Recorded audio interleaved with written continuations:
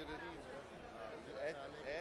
ਤੇ ਚੌਥਾ ਕਾਜ਼ੀ ਸਾਹਿਬ ਤੇ ਪਹਿਲੇ ਡਿਪਟੀ ਅੰਬੈਸਡਰ ਫਿਰ ਅੰਬੈਸਡਰ ਫਿਰ ਆਪਣੇ 4 ਐਂਡ ਕਰ ਲਈ ਕਿਉਂਕਿ ਕਾਜ਼ੀ ਸਾਹਿਬ ਨੇ ਤੇ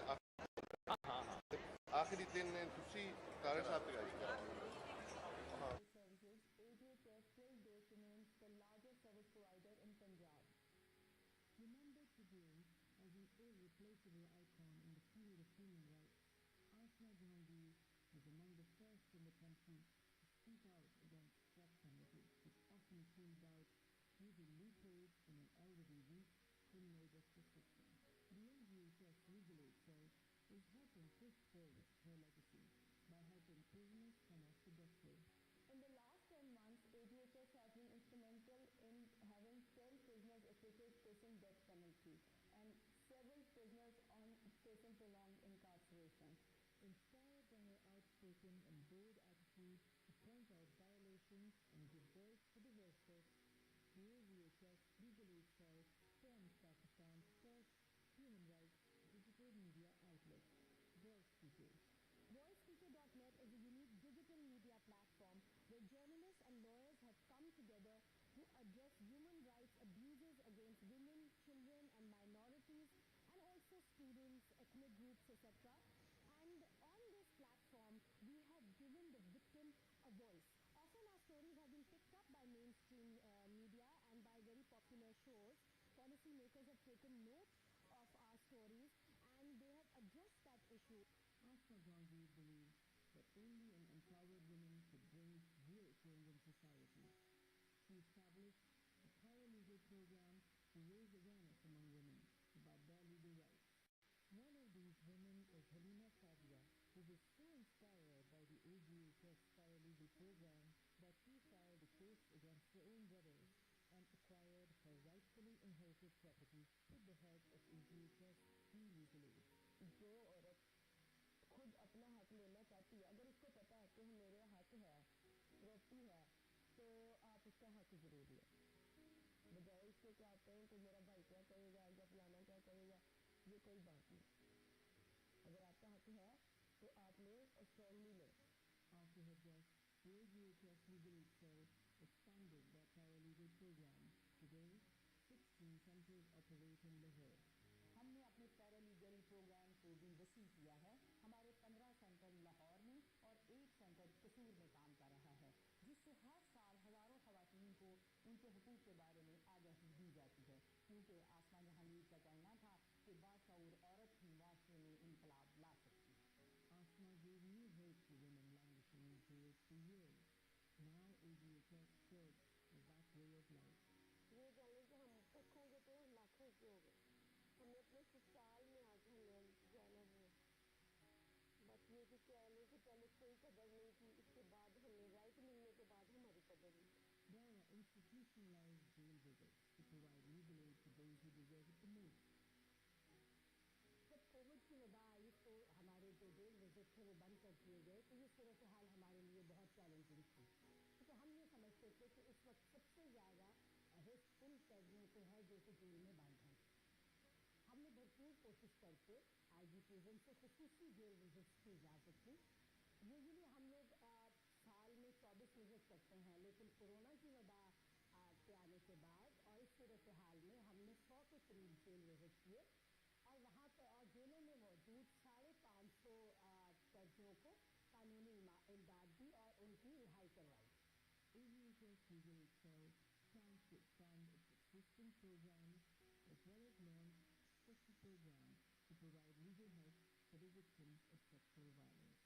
ADHS has also for the first time collaborated with a government institution, Violence Against Women Center in Multan, and signed an MOU. And in the last year, we have provided free legal services to 700 women approaching the Walk Center in Multan. ADHS has identified sexual violence as a priority area and will be representing several survivors of sexual violence in their trial stages, as sexual violence remains an area where women fail to access justice and face prolonged trials.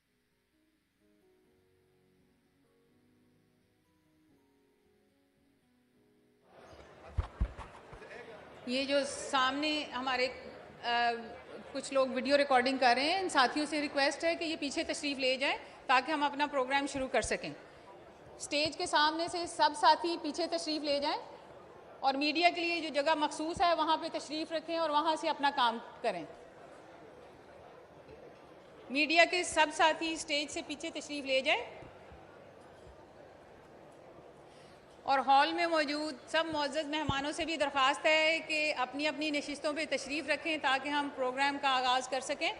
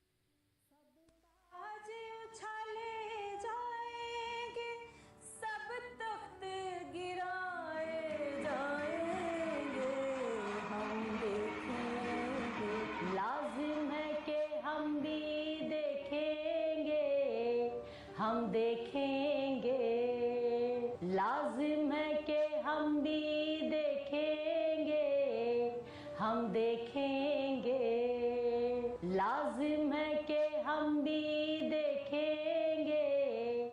मत समझो हमने बुला दिया, मत समझो हमने बुला दिया, ये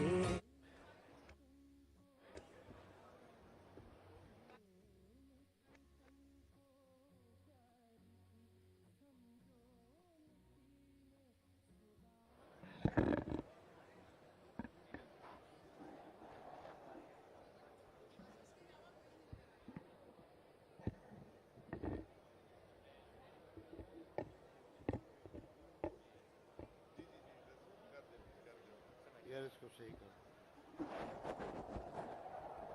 ये तो फिर उसको बैंड कर देता यार, ये उसको बैंड कर देता है। ख़वातीन और हज़रात, माइक ऑन। कॉन्फ्रेंस की बाकायदा कार्रवाई का आगाज़ हुआ चाहता है।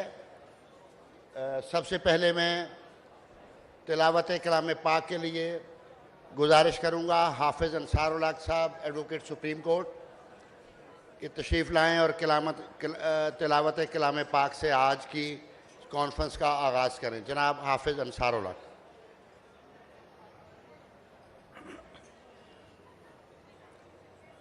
औज़ु बिल्लाहि मिनश शैतानिर रजीम। बिस्मिल्लाहिर रहमानिर रहीम।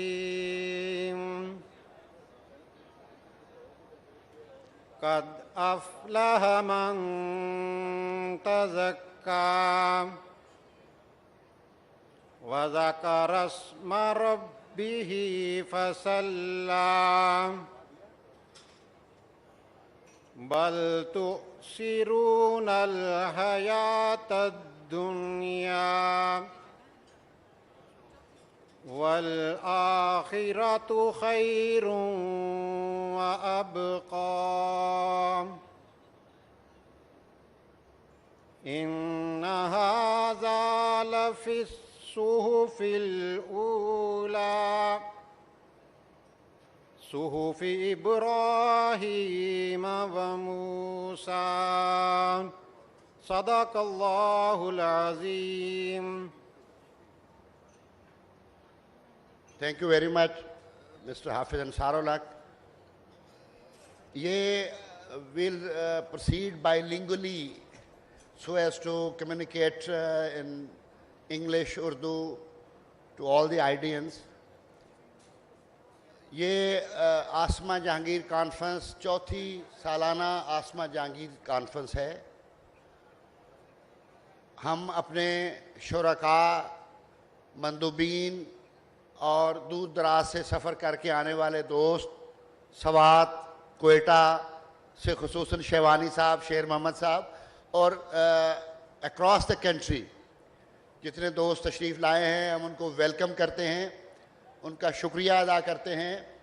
और बाकायदा आगाज़ के लिए मैं रिक्वेस्ट करूँगा मिस्टर सरूप Ejaz will take over and proceed with the ongoing function. Mr. Sroop Ejaz.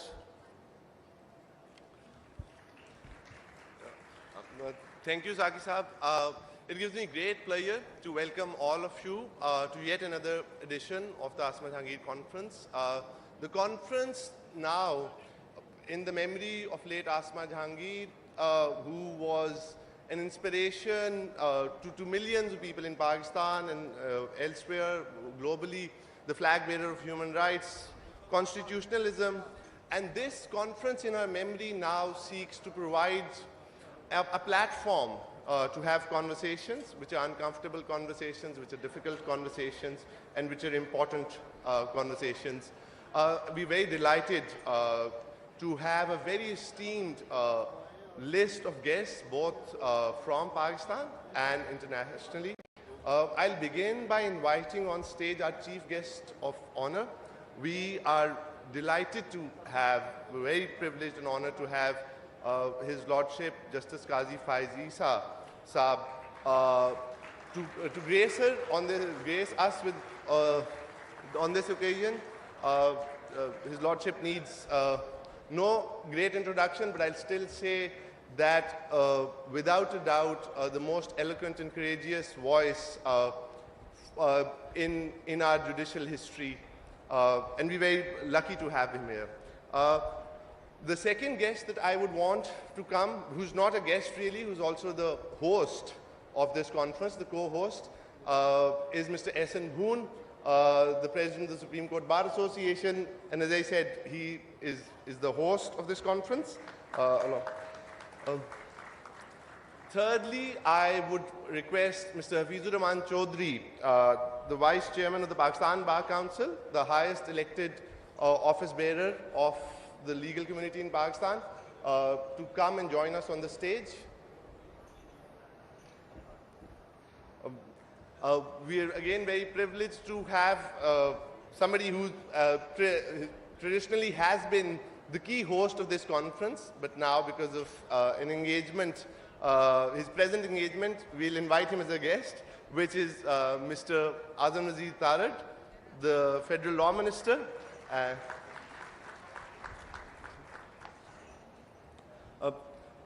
We're also very lucky to have very senior diplomats with us, because what this conference seeks to do is, of course, have the international human rights, civil liberty and constitutional discourse converge with the Pakistani context, and for us to learn from other contexts. And we are very grateful for the enduring support that we have had of the diplomatic community. And I would like to have the privilege of the presence of Excellency Dr. Koenka, Ambassador of the European Union to Pakistan.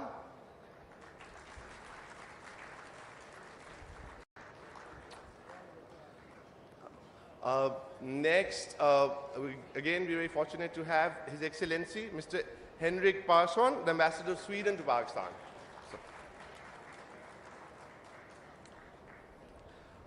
Ms. Leanne Huben, who's the Deputy Ambassador of the Kingdom of the Netherlands to Pakistan.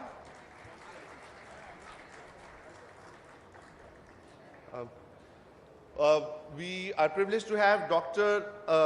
Pakyasothy Sarvamotu from Sri Lanka. And if I could request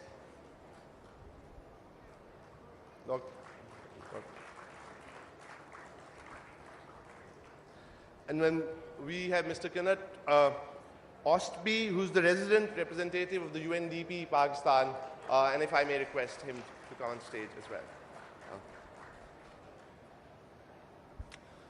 To formally begin the conference, to formally kick off the conversation, as it were, I would request Asma Jahangir, who is a partner at a law firm in London, and is a board member of the Asma Jahangir Foundation.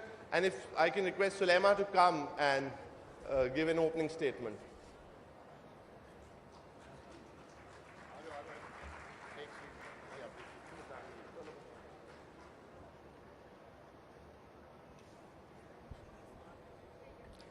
Assalamu alaikum, good morning.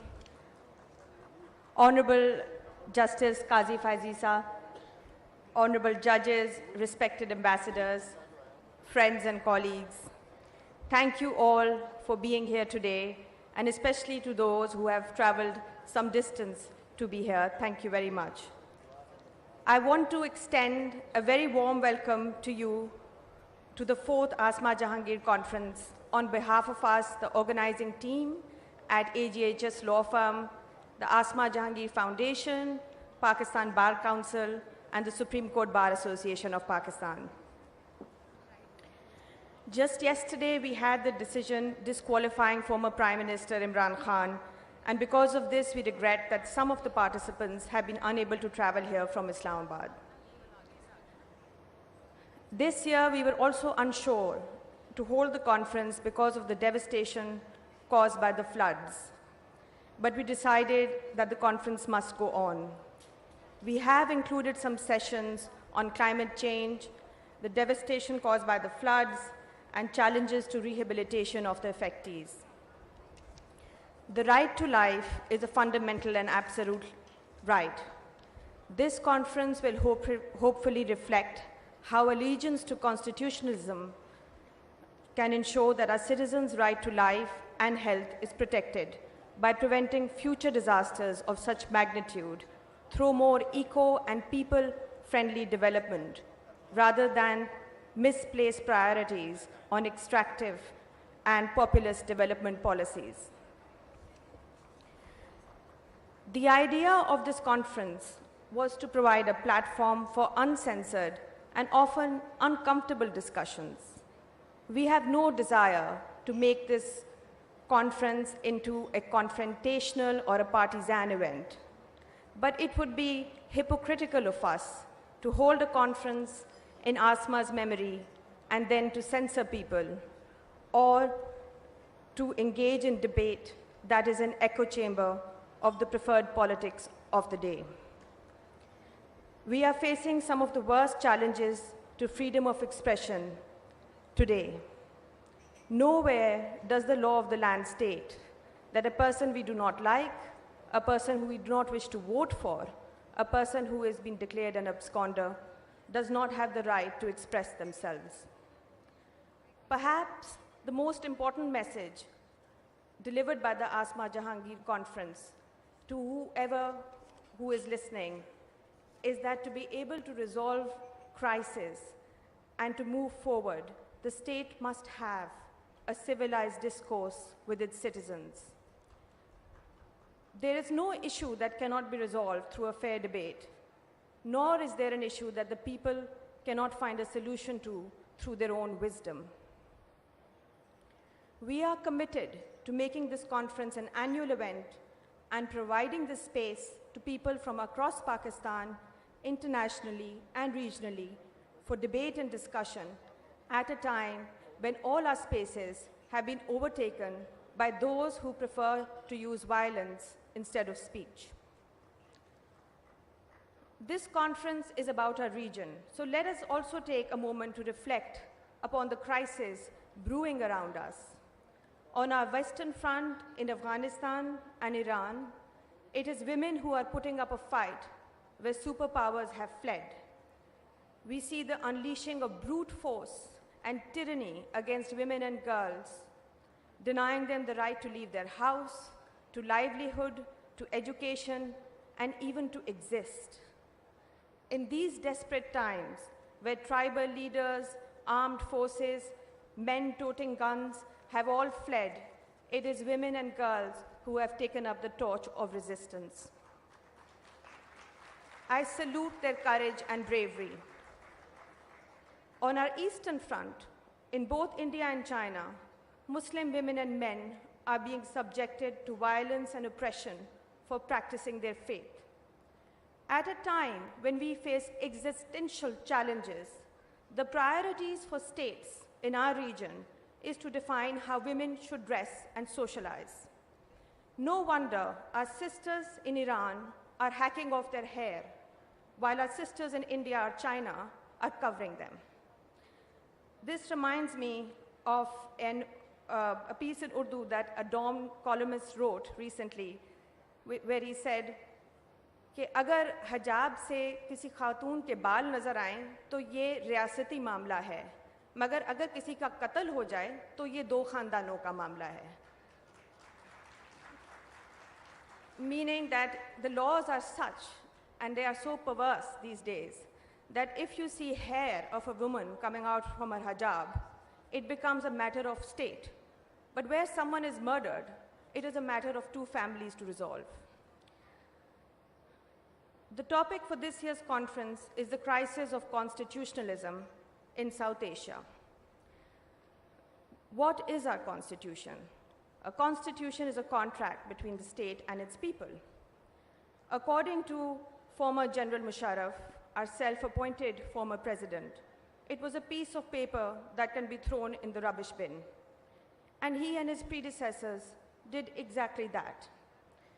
We did not even have a constitution until 9 years after our independence. For many in Pakistan, the constitution was confusing, even once it was agreed upon. We didn't know, and probably still don't know, whether we were to be an Islamic state or a secular state, whether Jinnah's vision was to be agreed upon or derided. People were not given the opportunity to make that choice. And in 1971, we lost more than half our country. For a large part of our history, the Constitution has been abrogated. For the remaining parts, hybrid democracies have been in play, with -1 and +1 formulas becoming the drawing room conversations for the upper classes, while the majority of people have been through a downward spiral of disease, poverty, illiteracy, and radicalization. The merry-go-round of elected leaders falling in and out of favor has gone on. Because of this, since 1998, we have had only 3 army chiefs, but 10 prime ministers in office. The judiciary, sadly, has dismally failed to uphold the rule of law. At its worst, it presided over the judicial murder of an elected leader. Judicial members have regularly taken oaths under military dictators to abrogate the Constitution. And later, after 2007, we saw one set of PCO judges deriding a previous set of PCO judges. The state, sadly, has completely failed its people. It is the people who have continued to progress on their own, leaving the state behind and having no expectations from it. Justice is not just interpreting what is written in our statute books, but upholding human dignity and equality. In our statute books, we even have punishments for lashings, for stoning to death and amputation, yet we have not seen such punishments being handed out by the judiciary because they know that it will cause public outrage. In fact, if hands are to be amputated for financial embezzlement, then I reckon that half of Pakistan's upper classes would probably need to be amputated. And possibly, if PICA laws curbing the right to curbing freedom of expression is to be used in the way that it is intended, then we will see many independent voices and journalists behind bars. Asma was firmly democratic in her belief and practice. She did not believe that judges should take oaths under military dictators or pursue an agenda in the civil-military relationship. She did not believe that judges should play favors to certain quarters in pursuing elected leaders who have fallen out of favor. We have seen the mantra of corruption being applied to elected leaders on public perceptions and not based on evidence. We have seen the judiciary deny basic due process to elected leaders, imprison them, and even compare them to television mafia characters, while a majority of our country's resources have been usurped by established powers in the name of national interest. Asma was a firm believer in judicial accountability and judicial independence. In fact, when political leaders were disqualified by the judiciary on the basis that they did not fulfill the criteria of honesty and sagaciousness under Articles 62 and 63 of the Constitution, she believed that if such high moral standards are to be met, we would have no parliamentarian nor any judicial benches left. She was also the first to support examples of judicial courage, judges refusing dictation, upholding fundamental rights, and instilling progressive interpretations to legislation. Justice Dura Patel was one such judge, and he co-founded the Human Rights Commission of Pakistan with her. We hope that when His Lordship is leading the apex court, we will see much needed judicial reforms. The fixation of judicial benches on a case-by-case basis has been troubling for lawyers and litigants alike. It has also pointed fingers of judicial bias, particularly in politically sensitive cases. Suo motu has become a household name since the tenure of former Chief Justice Iftikhar Chaudhry. Rules around public interest litigation cases and the formation of a constitutional bench should ensure that PIL cases are used to advance fundamental rights and not encroach in the domain of the executive. We keep on hearing of the over 2 million cases that are still to be disposed of in Pakistan's judicial system.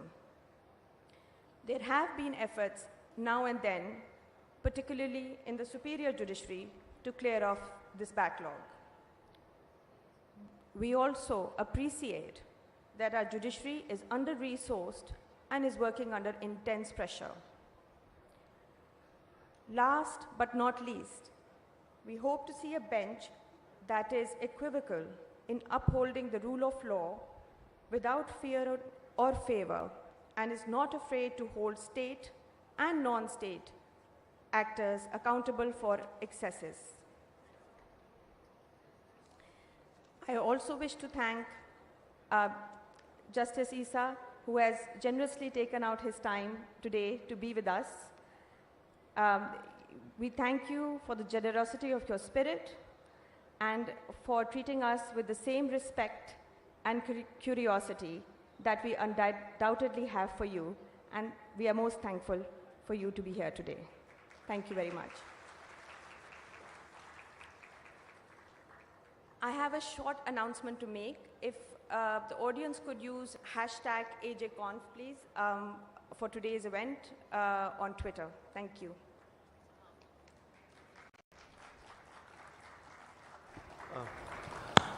Thank you, Sulema. I am very profoundly sorry for an omission, which is His Excellency, Mr. Jose Antonio, the Ambassador of Spain to Pakistan, who is here, is one of our most esteemed guests, and is a partner for human rights, civil society in Pakistan in general, and a friend and a supporter of the Asma Jahangir Foundation in particular. His Excellency, if we can have you on the stage, and again, my profound regrets for the omission.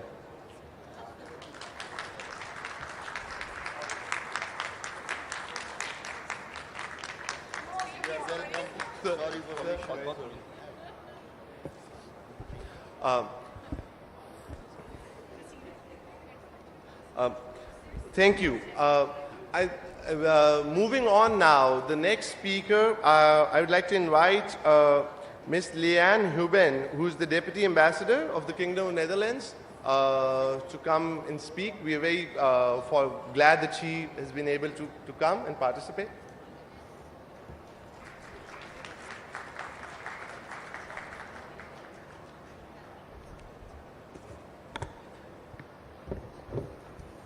Thank you very much. Excellencies, ladies and gentlemen, I am truly happy to be in this historical and beautiful city for the largest human rights conference of Pakistan. The heart of Pakistan, Lahore, always fascinates me, especially its warm hospitality. This has always been since the first time I visited Lahore 25 years ago. I am humbled to pay tribute to the late Ms. Asma Jahangir.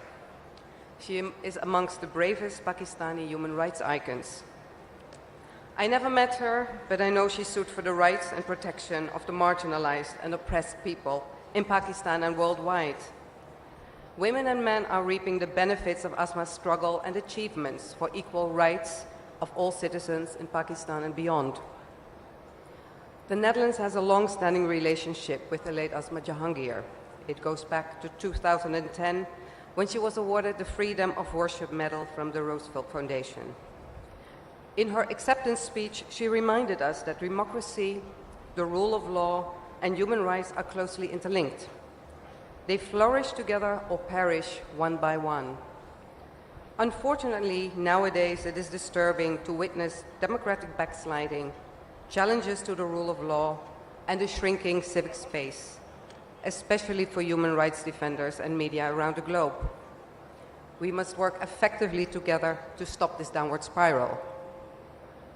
The Netherlands has a close and multifaceted relationship with Pakistan. For example, currently we are actively looking into ways how Dutch water expertise can benefit Pakistan in fighting and preventing floods. And the Netherlands was also amongst the first countries to establish diplomatic relationships with the new country, Pakistan. Next year, in 2023, we will be celebrating 75 years of bilateral relationships. We're looking very much forward to that.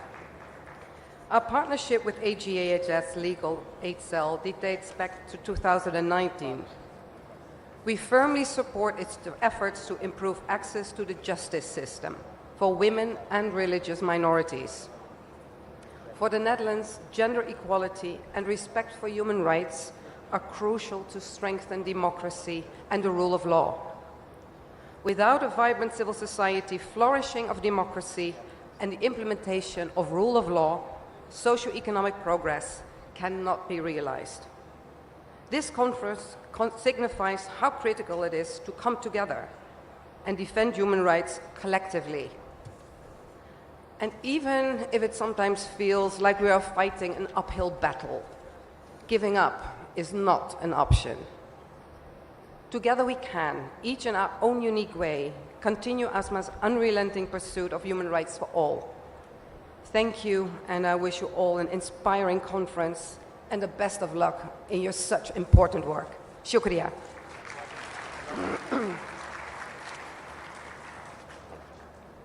Thank you very much.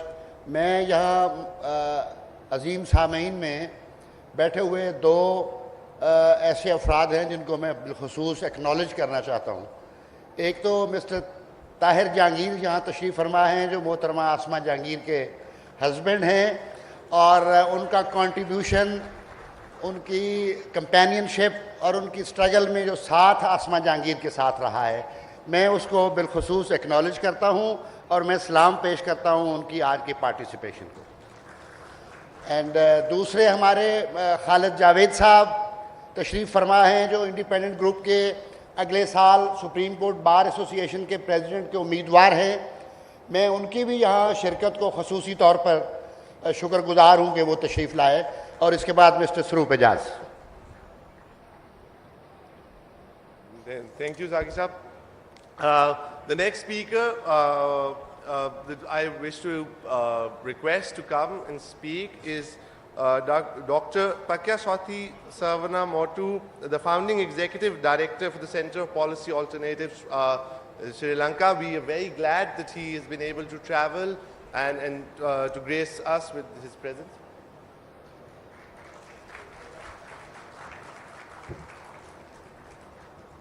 Thank you.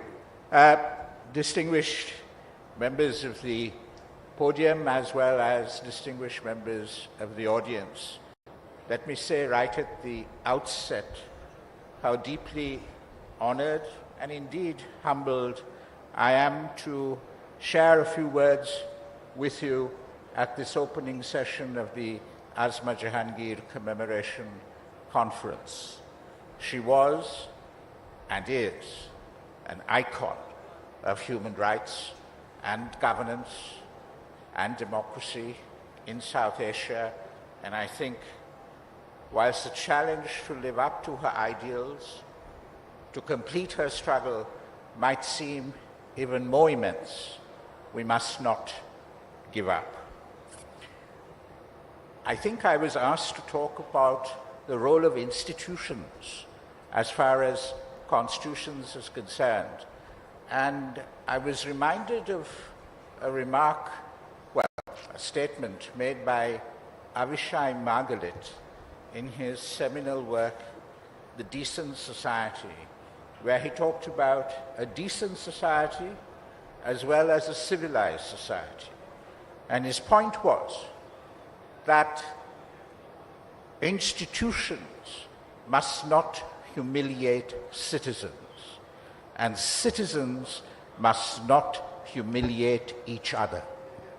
And that, I think, should be the basic core principle of constitutionalism in South Asia, where we have countries of many peoples with many aspirations, who indeed have lived for centuries together without any great contention, but today seem to be on some sort of collision course.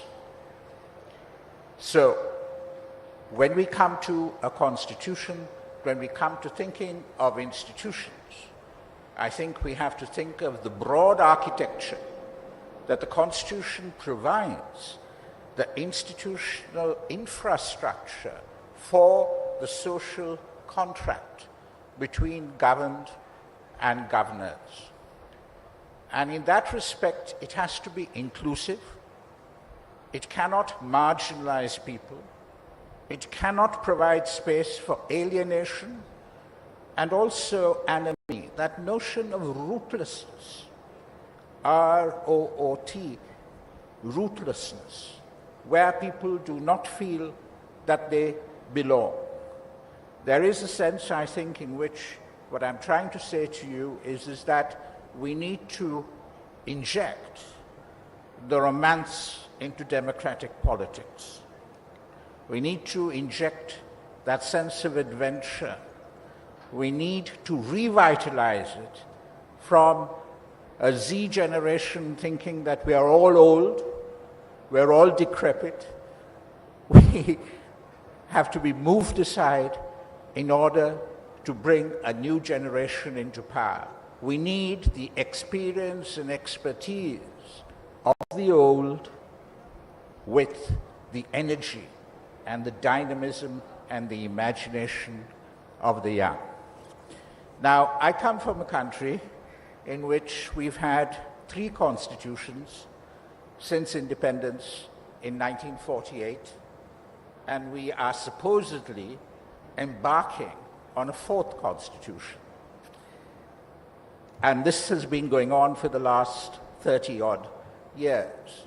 There used to be a joke that you look for the Sri Lankan constitution in a library in the periodical section, because it's constantly being revised or replaced.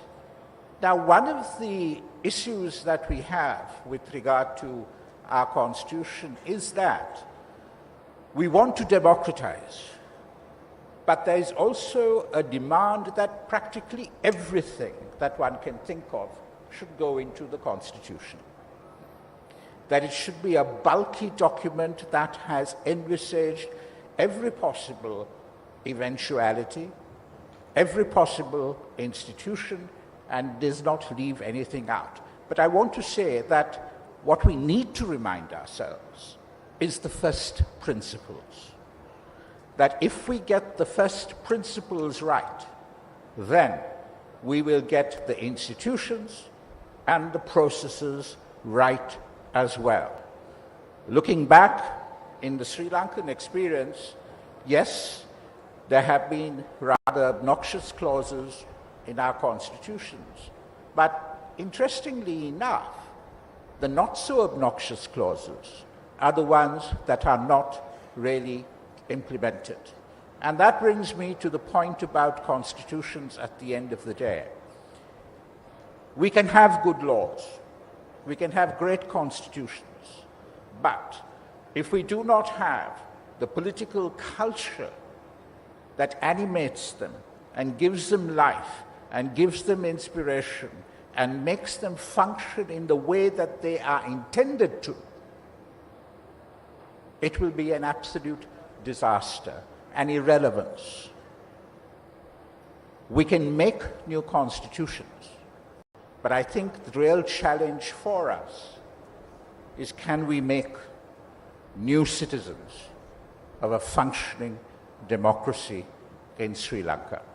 Thank you.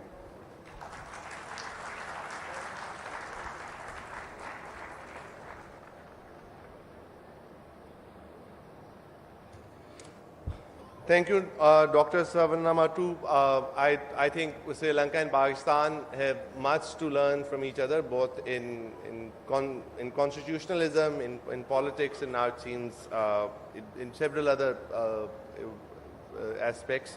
Now, the next speaker that I would request is Mr.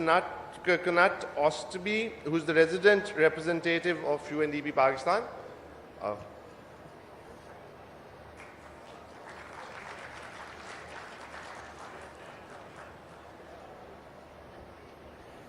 Excellencies, ladies and gentlemen, मैं आज यहाँ आप सबको खुश आमदीद कहता हूँ।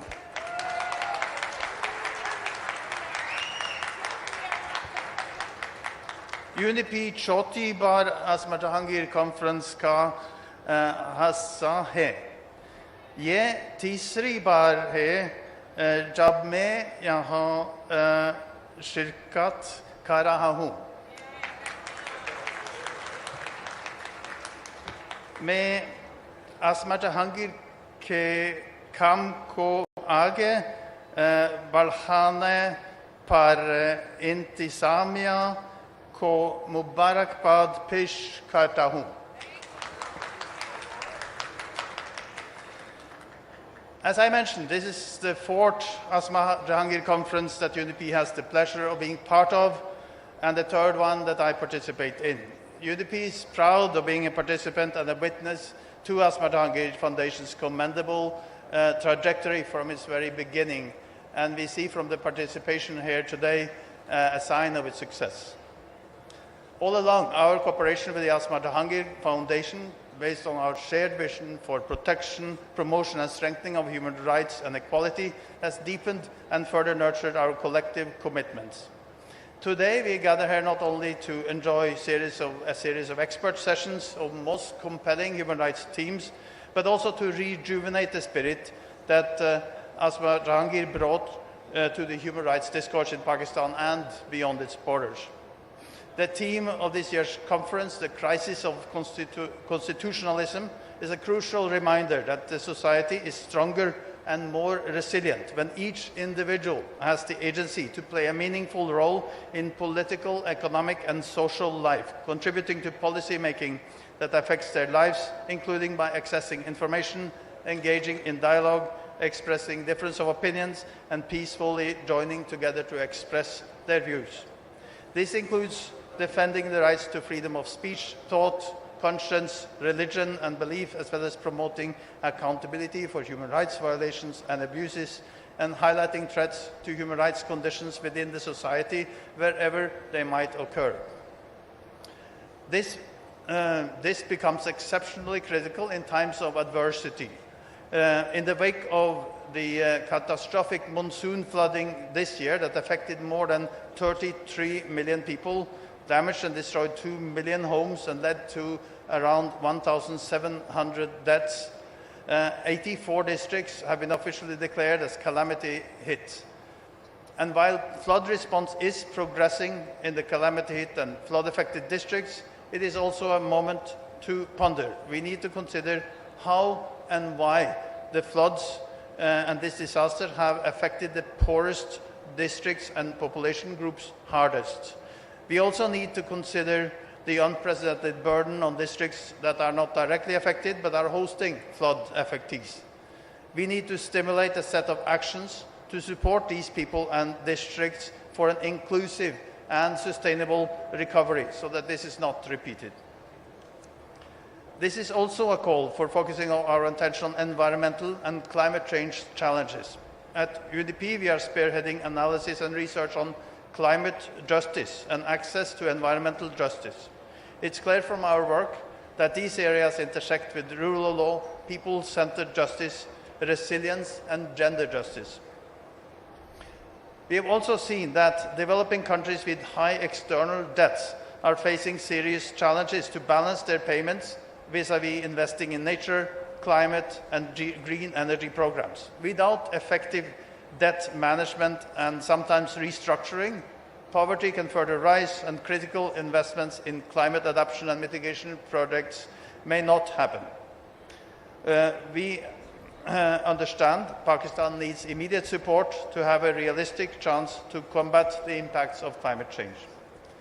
In this regard, UDP launched a global report on the need for debt relief earlier this week, where Mr. Achim Steiner, UDP administrator, proposed a string of measures, including writing off debts, offering wider relief to greater numbers of countries, and even adding special clauses to bonds contracts to provide breathing space during crisis. I quote the UDP administrator, it is urgent for us to step up and find ways in which we can deal with these issues before they become less manageable and perhaps unmanageable, end of quote. Furthermore, insecure land tenure, coupled with lack of land reform policy and poor governance, has contributed to vulnerabilities of communities already at risk to falling under the poverty line. The current floods have aggravated the vulnerabilities for people in the disaster-struck areas, both people with and without access to irrigable land. UDP is delighted to note that this year the conference is continuing to ensure specific space for discussion on the rights of transgender persons. UDP is the custodian of a Global Fund grant on HIV prevention and response in Pakistan, and its initiatives include ending stigma and discrimination faced by transgender people and other key populations in access to their rights and services. UDP is resolute in playing its full part in the advancement of human rights and ensuring that no one is left behind. Equally, we are convinced that promotion of human rights is not a narrow province of any one organ or office. It's a shared responsibility that concerns and impacts us all, everywhere and at all times. Finally, it's befitting that the Asma Jahangir conference bridges with the days leading to the 16 days of activism and up to the International Human Rights Day later in the year. UDP stands ready to continue assisting Pakistan on the implementation of its national and international human rights commitments in its devoted collaboration with the state, government bodies and civil society. UDP participates in this crucial event with the belief that civil society plays a crucial role in addressing and responding to many of the global challenges we are facing today, including human rights concerns. It's essential that its voice, the civil society voice, is incorporated into all our planning and in high-level dialogues on the challenges facing the global community. We seek to ensure greater transparency, predictability and inclusivity for NGOs and civil society in our work, and we welcome your efforts to ensure broad and meaningful civil society representation and leadership in Pakistan's development journey. With this, again, I congratulate the Asma Jahangir Foundation on this important event and all his work, and wish all the participants truly resounding takeaways from the conference. Thank you very much. I request Mr. Sardar Akbar Ali Dogar, the President, Lahore High Court Bar Association, to join us on the stage. Thank you very much, Mr. Sardar Ali Akbar Dogar.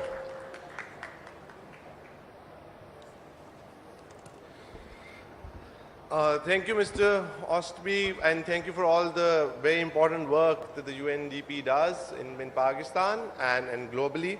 The next speaker who I'd request to come and speak is His Excellency, Mr. Henrik Persson, who is the ambassador of Sweden to Pakistan.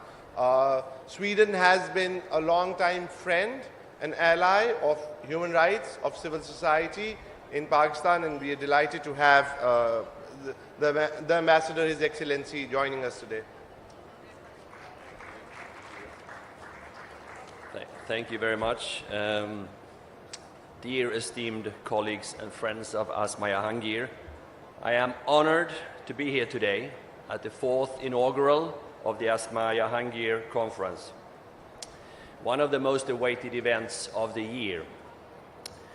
Our close friendship with and strong relationship with Asma Jahangir and her family goes back long in time. Asma dedicated her life to positive change, be it in human, minority, or women's rights, standing bravely by her principles in the face of adversity. Sweden has strongly supported also the conference since its very start, and we remain committed to Asma's inspirational and continual legacy, the proof of which can be seen here in this very room today. This year, it's our pleasure to share with you an exhibition, the Swedish Institute's exhibition called Her Rights, Money, Power and Autonomy.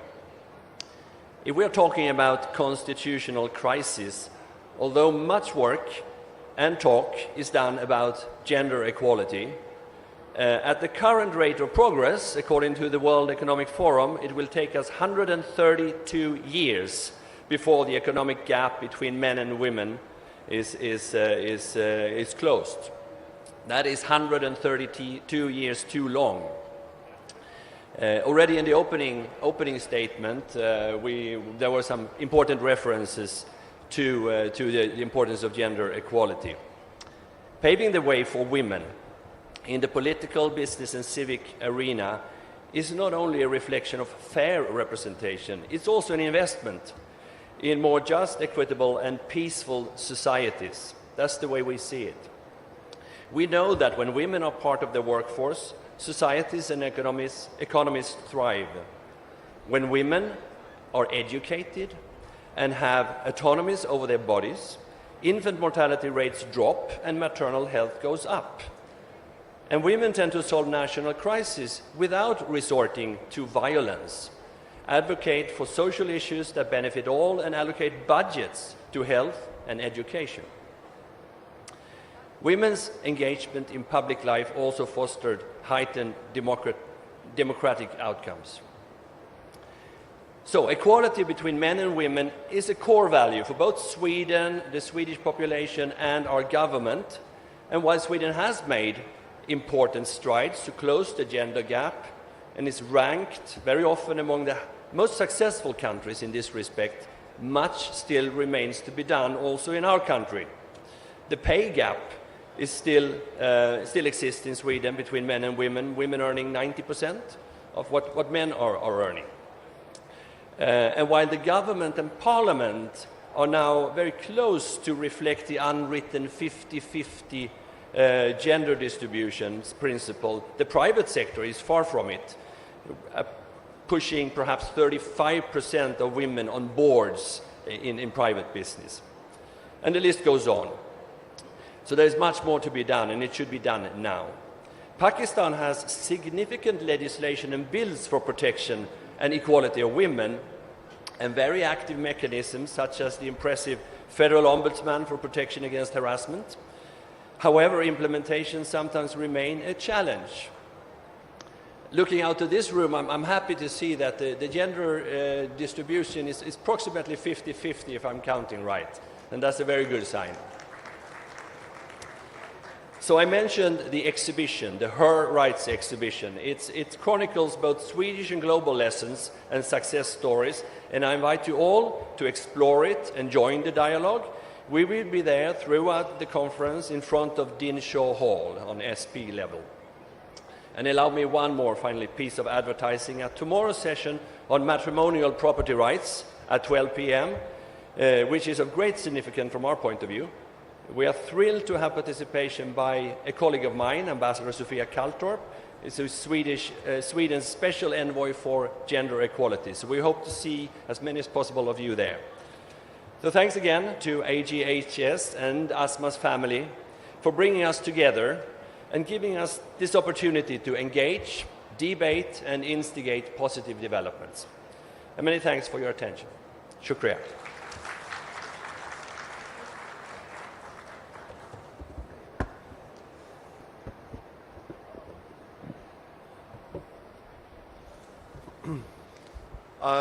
Thank you, Ambassador.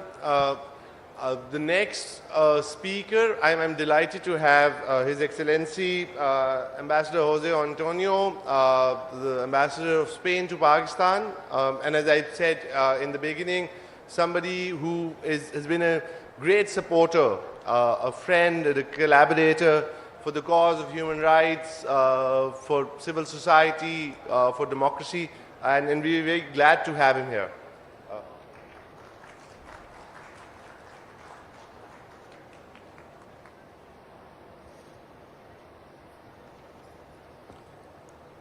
Excellencies, friends, good morning. I am honored that the Asma Jahangir Foundation has invited me to participate at this opening ceremony. I knew well who Asma Jahangir was. When I first came to the country, I already knew who she was because we met when she was UN Special Rapporteur on freedom of religion. At that time, I was director of the Human Rights Office of the Spanish government. That's in the first decade of this century. It now seems like an eternity, but it's only 15 years ago. As soon as I arrived in the country, I found out about the conference and wanted the embassy to have the honor to be associated with it, as other European embassies are. I am very grateful to its director, Ms. Nida Alicho, who gave me the opportunity in no time to have Spain among your sponsors. Now allow me to tell you a bit about my country. I was born in Spain that lacked a democratic regime and where human rights were not a priority. Over the years, I have seen how a culture of profound respect for human rights has been established in my country. Absolute equality between men and women is a tenet of our society, and I am proud that we have some of the most advanced laws in terms of protection of women. Thanks to that, the number of attacks against my fellow countrywomen is extremely low. Women in Spain can walk the streets at night at ease, knowing the chances of something happening to them are slim. And if that happens, God forbid, the weight of the law falls absolutely on the perpetrators. We believe it is the duty of those who govern a country to make sure that it is so. Equally protected are sexual minorities and their rights to carry their lives as they wish. Spain is among countries that have ratified most international human rights instruments, including the Convention Against Torture, as well as its optional protocol, and the International Convention for the Protection of All Persons from Enforced Disappearance. We can be proud that the fight in our country against the most despicable terrorist movement we suffered for decades was carried out within the limits of the state of law and the framework established by those conventions. And when it was not, because there were some exceptions, the weight of the law also fell on those who perpetrated acts not pertaining to the rule of law. Something goes well in a country like mine, where the institution most beloved by the people and most respected by everybody is not the crown, the parliament, the church, but a branch of our police. We're proud that the police is the most respected institution in Spain, something we have done well when that is so. I am also proud that in Spain, my country, all minorities are recognized. We can all practice the religion we want without interference from the state or any sector of the society. No one is persecuted for their beliefs, and anyone can express whatever they want. Countries and societies are different. They are all different, and this is part of the beauty of the world. No one has to preach others how to conduct their business or how a society needs to organize itself. I, for myself, can only wish all these elements we are so proud of at my country can also be a matter of pride for most citizens across the world. Inshallah. Those who strive for that, like you, know you have us by your side. Thank you very much.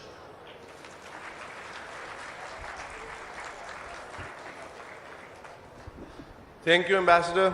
Our final diplomatic guest for this session is someone who is very important as an ally for human rights, for civil society, for free expression, for labor rights, and now, as Pakistan, large parts of the country are seeing devastation with floods, as an ally in rehabilitation, resettlement, and assistance. So the final guest, the diplomatic guest, is Her Excellency Dr. Rina Koyenka, the Ambassador of the European Union to Pakistan.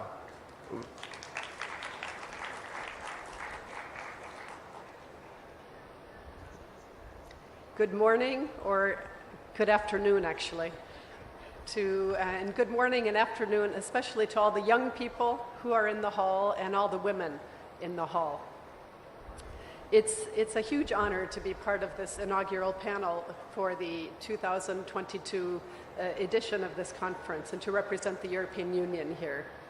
We are proud to have supported this conference from the very beginning, and it's delightful to see the very rich program that we see in the booklet that you all have.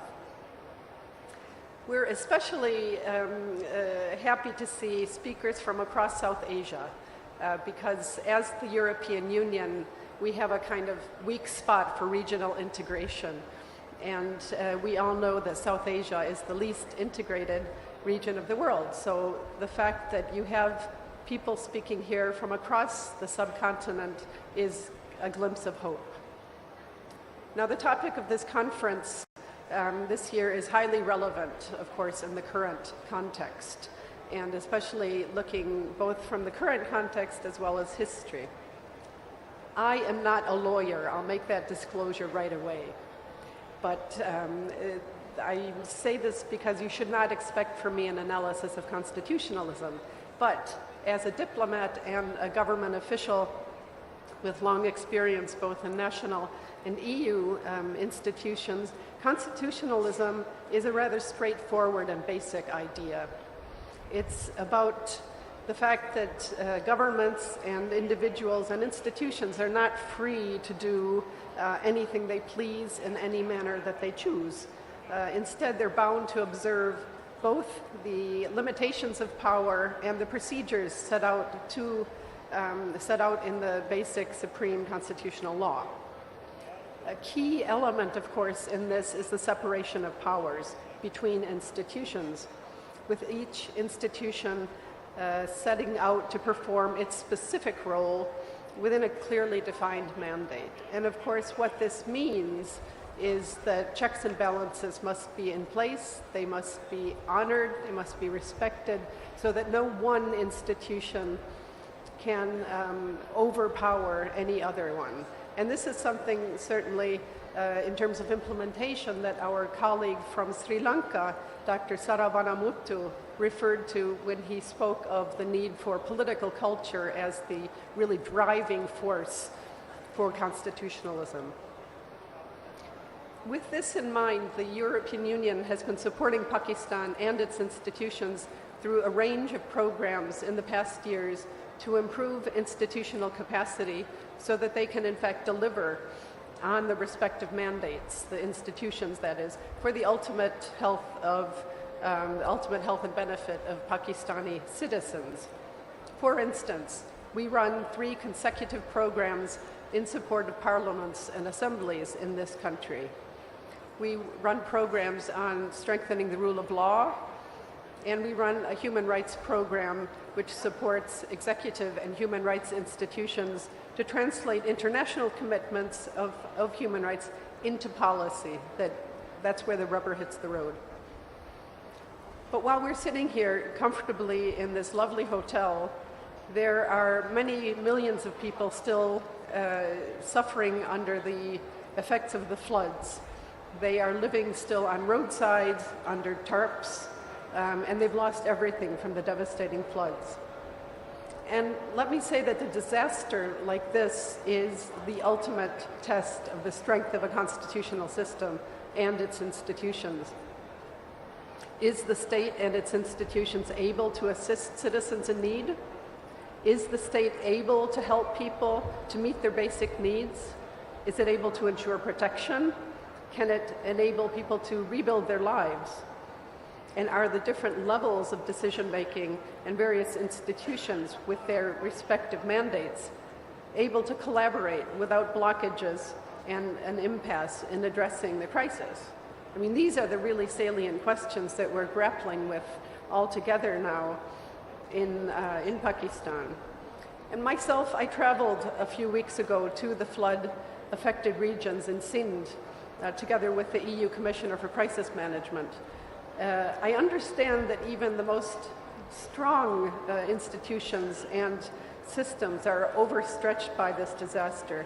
And this is why Europe, meaning the European Union, as well as our member states, have pooled resources in a kind of engagement we call Team Europe to support emergency relief for the floods to the tune of 123 million euros of assistance, which puts us at actually number 1 at this point. Thank you. Now, I did not have a chance myself to meet Asma Jahangir. I wish I had, but of course I knew about her in my previous work on human rights. And I'm struck by how everybody at this conference speaks of her with awe and with reverence. And what that means is that she continues to inspire even after she's not with us physically. So she might not be here in person, but I have the impression that all of you, all of us, carry a little bit of Asma in our hearts. And it's that little bit of Asma, or that big part of Asma, that will give us the courage also to face difficult situations and never lose hope, even in the most darkest of moments. So thank you again, once again, to the organizers, and I'm really looking forward to this conference and these terrific sessions we have in front of us. Thank you.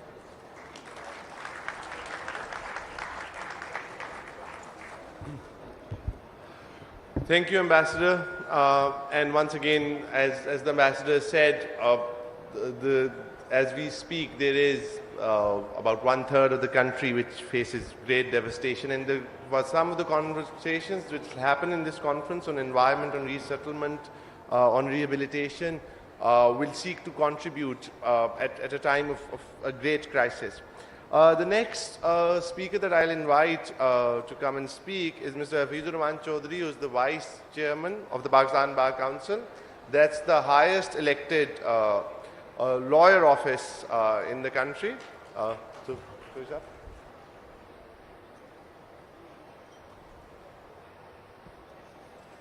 Bismillah ar-Rahman ar-Rahim. Honorable Mr. Justice Qazi faez, Judge, Supreme Court of Pakistan,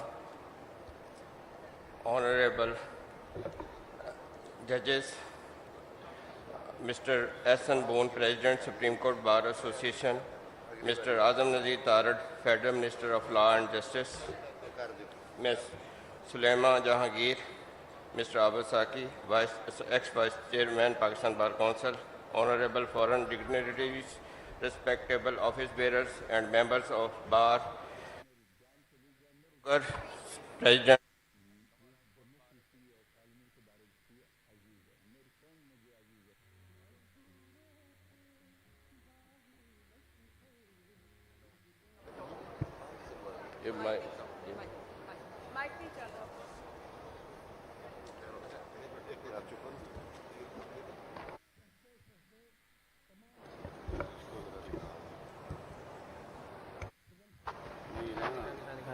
Hello.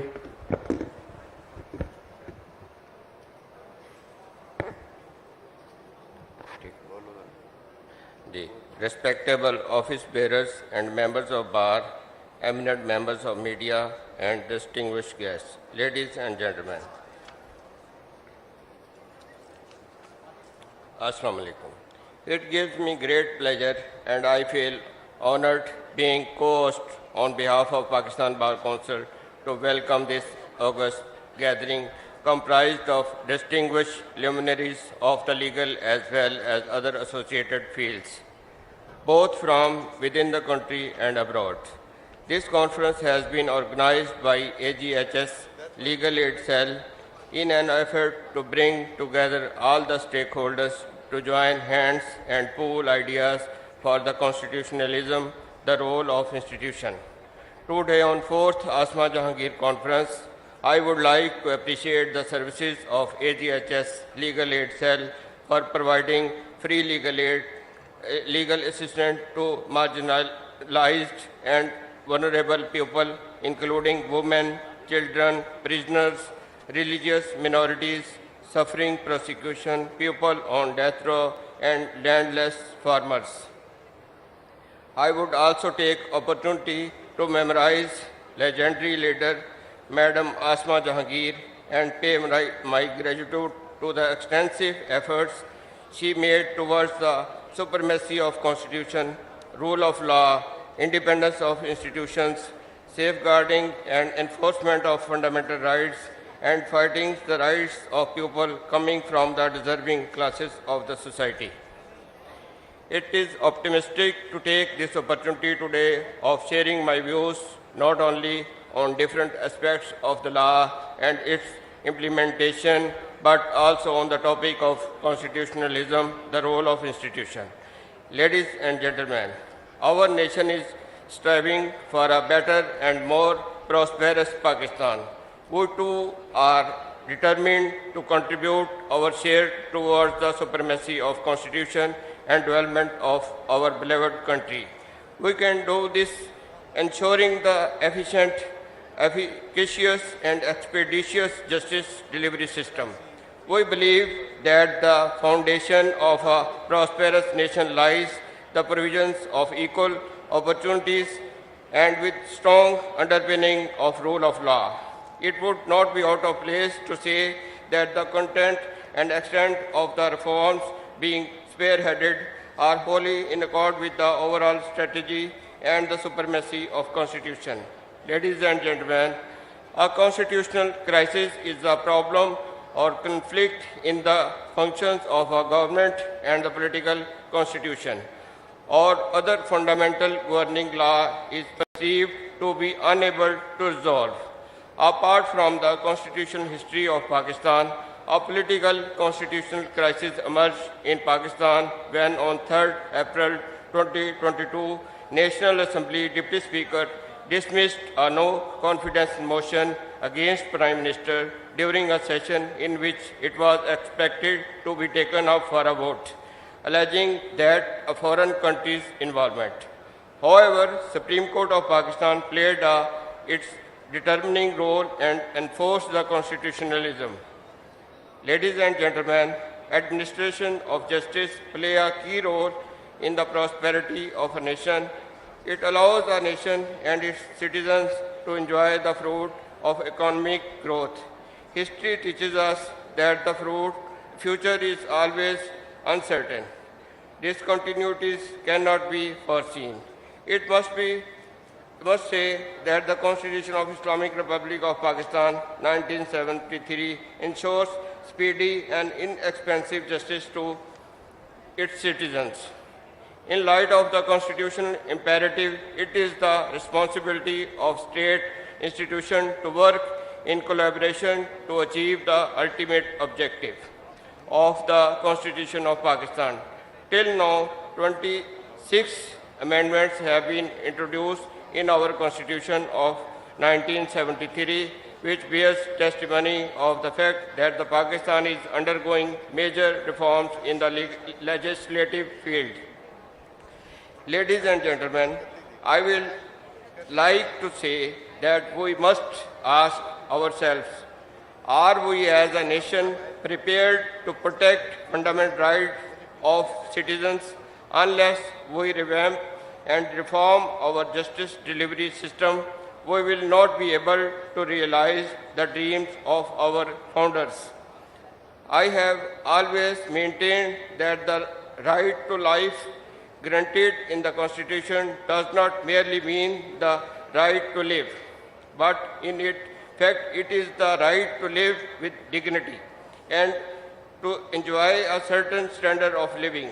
We must take it our mission in our individual and collective capacities to ensure the fundamental rights, especially freedom of expression and the right to dissent, freedom of religion and belief granted by our Constitution to each citizen of our country and protected and enforced.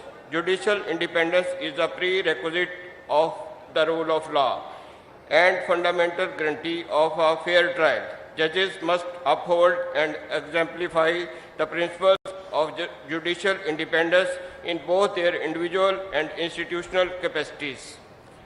Ladies and gentlemen, I have intended to share with you some thoughts about the ways in which divisive constitution issues get addressed responsibly.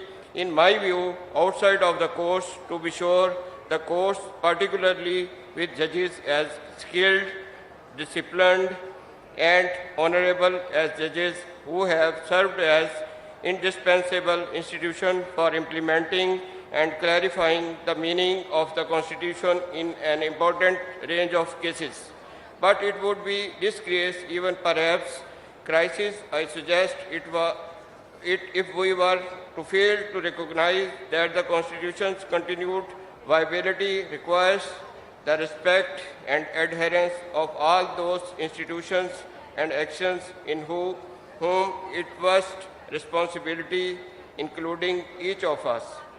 In the end, it is through maintaining all the procedures authorized by the Constitution and respecting all of the Constitution's guarantees that full implementation of the Constitution takes place and crises are averted. In the end, I want to share saying Albert Einstein, the strength of the Constitution lies entirely in the determination of each citizen to defend it. Only if every citizen feels duty-bound to do his share in his defense are the Constitution rights ensured. Thank you very much.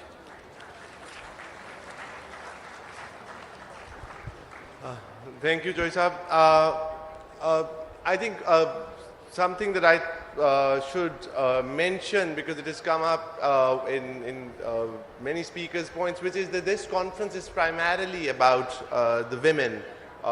Specifically, I mean, maybe generally about all women in Pakistan, but because of the topic of constitutionalism, about women lawyers, and we're very heartened to see, and I want to acknowledge the presence of large numbers of women lawyers, which are too many to name. I see Sabahat Rizvi, who seeks to be a candidate, seeks to be the secretary of the Lahore High Court Bar, the first woman secretary in 150 years, and several others. So we're very heartened to see that. The next speaker is actually a host of this conference. This conference is co-hosted by Asma Jahangir Foundation, the AGHSL, and the Supreme Court Bar Association. The next speaker is Mr. S.N. Boone, the President of the Supreme Court Bar Association, a lifelong friend of Asma Jahangir, a leader of the lawyer community, an elder brother to me and many others to here, and we are absolutely delighted to have you. Thank you, Sroop. Sorry, I don't have the paper to read, but I would like to express my feelings with regard to Asma as well as my friends. Honorable Chief Guest, Senior Puny, Judge Supreme Court of Pakistan, Justice Qazi faez Sahab, Vice Chairman Pakistan Bar Council, Hafizur Rahman Chaudhry, Federal Law and Justice Minister Janab Azam Nadeeb Tarar, Honorable Members on Presidium, Excellencies, Dignitaries, Diplomats, Politicians, Students, Bar leaders all over the country, members of the civil society, human rights activists.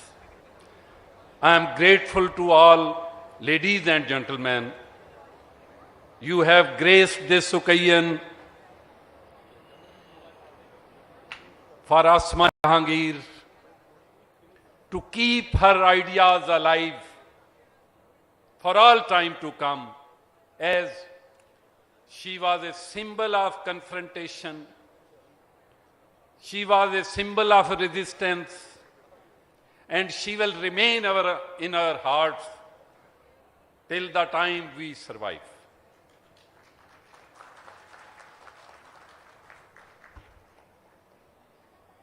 आज के topic के हवाले से मैं अर्ज करूंगा, that is constitutionalism and the role of institutions. This topic speaks about the constitutional history of Pakistan, wherein I am unable to count the numbers, how many times the Constitution was abrogated, how many times the democratic institutions were trampled, and what were the causes of all this. उस हवाले से मैं ये जरूर अर्ज करूंगा, इसमें हमारी पॉलिटिकल पार्टीज के वेस्टेड इंटरेस्ट, इक्तदार की हवस, इसी तरह हमारी जुडिशरी का नजरिया जरूरत और उसके नतीजे में हमारी अस्करी कुव्वत की इनक्रोचमेंट और अपने दिए गए दायरा इख्तियार से बाहर निकल के इंसानी हकूक की पामाली, इसका तमाम कॉन्स्टिट्यूशनल क्राइसिस का सबब बनी। और इन्हीं चीजों को देखते हुए I would request to on the honourable politicians, all the organs of the country, the institutions, they should sit together and chalk out a policy and strategy. The country is being run by the people, with the will of the people, by their chosen representatives. लेकिन unfortunately, we have seen कि आज हम फिर एक crisis से गुजर रहे हैं। हम ना अपनी सुप्रीम कोर्ट की जजमेंट्स को मानने के लिए तैयार हैं, अगर हमारे फायदे के लिए है तो हम उसको मान लेते हैं, अगर हमारे खिलाफ जाती है तो हम नहीं मानते। हम एक इंतशार की सूरत हाल से गुजर रहे हैं।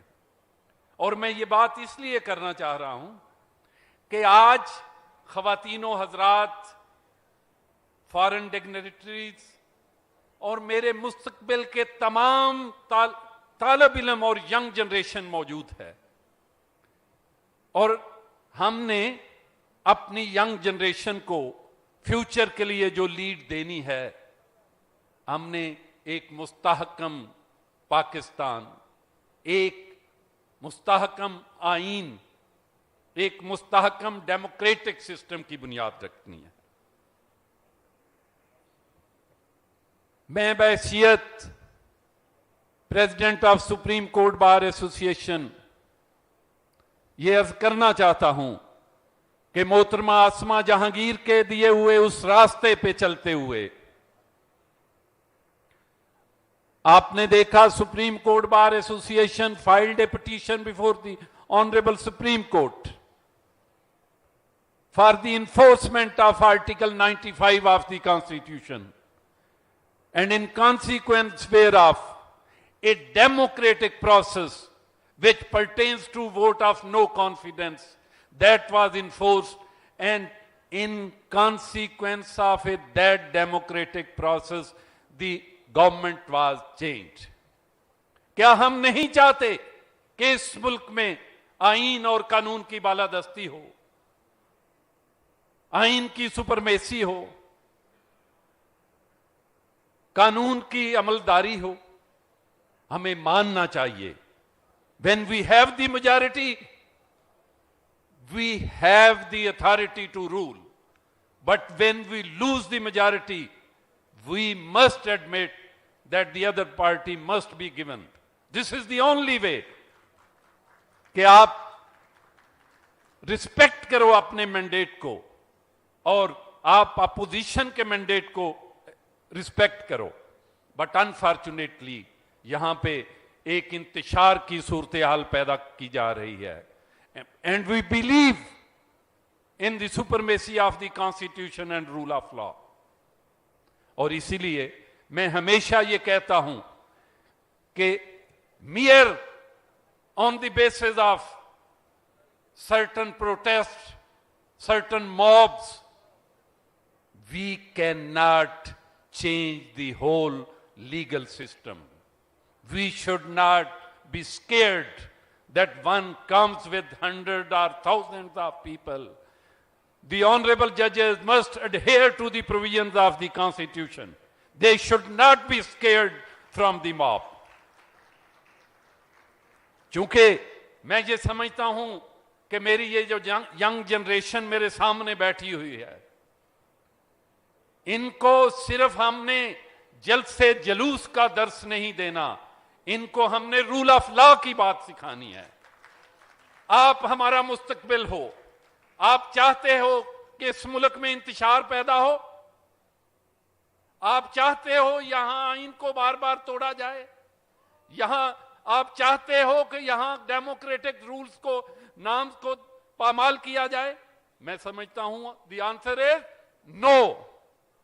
The answer is this is the lesson given by the Asma Jahangir, और हमने इसी को आगे लेके चलना है। यहां मैं एक बात taking the advantage of Honorable Chief Guest, I would like to again reiterate the stand of Supreme Court Bar Association and Pakistan Bar Council and the legal fraternity. And I'm taking this benefit, the Honorable Chief Guest as well as the Honorable Law Minister is, and they are both the members of the Judicial Commission for the appointment of judges. We have seen in the recent past some of the very competent judges fell victim of the internal politics of the institution. But now, again, the Commission is likely to consider the honorable judges for appointment in Supreme Court, and Bar stand with the principle of seniority. Bar stand with the principle of seniority. We have consulted with the Member Judicial Commission on behalf of Pakistan Bar Council, Mr. Akhtar Hussain. We have discussed the whole matter threadbare, and we have given instructions with consensus that out of the 4 candidates, only one is the senior Chief Justice, that is Justice Athar Manila, and we endorse only Athar Manila, and we disapprove rest of the 3 candidates. So, I think, keeping in view this request of the Bar, Honorable Commission will consider all these things. Similarly, I would like to explain about the 26 amendments. We, being a student of politics and history, we have seen the only one dictator whose name was Ziaul Haq. He just through one amendment destroyed and dismantled the whole Constitution. And that, through that amendment, we are still bleeding and suffering. We are still bleeding and suffering. You just see, he imported this 62(1)(f) and similar so many articles, and whereby so many politicians have been put to graveyard for all time to come. And there is a judgment by the Honorable Justice Qazi faez to consider this matter by the full court. I would like to explain about my another petition before the Honorable Supreme Court. That is with regard to Article 63A. After the petition on enforcement of Article 95, another petition came from the presidency to answer a reference whereby Article 63 of the Constitution has been interpreted absolutely in wrong way. And in my humble view, the Constitution is not only abrogated by the people who are in brown uniform. Sometimes the provisions of the Constitution have been abrogated under the garb of interpretation of law. And this was done by the honorable judges. And similar is the position with regard to the interpretation of Article 63A, whereby certain things have been imported in the Constitution. And this is the principle of interpretation. No word can be imported and no word can be deleted from the Constitution, but in the present interpretation. And that's why we went before the Honorable Court and we requested there should be a full court. But for the reasons best known to the Honorable Chief Justice, only out of 12 or 13, 4 or 5 judges are holding the field. And all this can be seen. But we hope for the better future. Inshallah, by the grace of Almighty, our senior peony, Mr. Justice Qazi faez will take, and all these matters which are suggestions of the bar with regard to the constitution of benches, with regard to the constitutional matters, he will work for the posterity.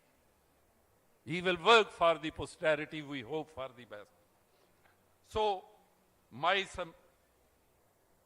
इन्हीं गुजारिशात के साथ, इन्हीं ख्यालात के साथ मैं शुक्रगुजार हूँ. I am so grateful to all the people who have gathered here all over the country from the foreign jurisdictions to share their views and to share the memories and the path given by Asma Jahangir. I am also grateful for the lower judiciary, Sessions Judge Lahore, Mr. Tanveer Akbar, and the Honorable Judges of lower judiciary who are here. So, इन्हीं गुजारिशात के साथ मैं दोबारा तमाम का और अपनी पूरी की पूरी executive committee, the elected members of the Supreme Court Bar Association, the whole executive is present here. I am grateful to them. They are all here being co-host of the two-day conference. With all these remarks, I am so grateful and thankful to all the participants. Thank you.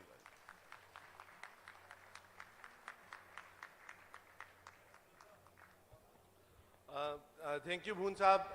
Bhoon Saab, of course, speaks as always with great force and eloquence. So I thank him for his views. The next speaker, who would have been a host of this conference and has been a host of this conference, but this time is on the other side as a guest, very temporarily, is Mr. Azam Nazir Taraj, the Federal Law Minister, and we are delighted to have him here. Mr. Azam Nazir Taraj.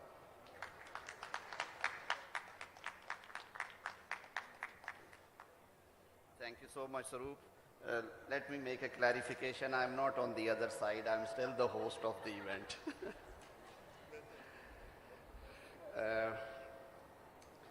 Honorable Justice Qazi Faez Isa, Mr. Hassan Bhoon, President, Supreme Court Bar Association, Mr. Hafizur Rahman Chaudhry, Vice Chairman, Pakistan Bar Council, Excellencies, the members of the Presidium,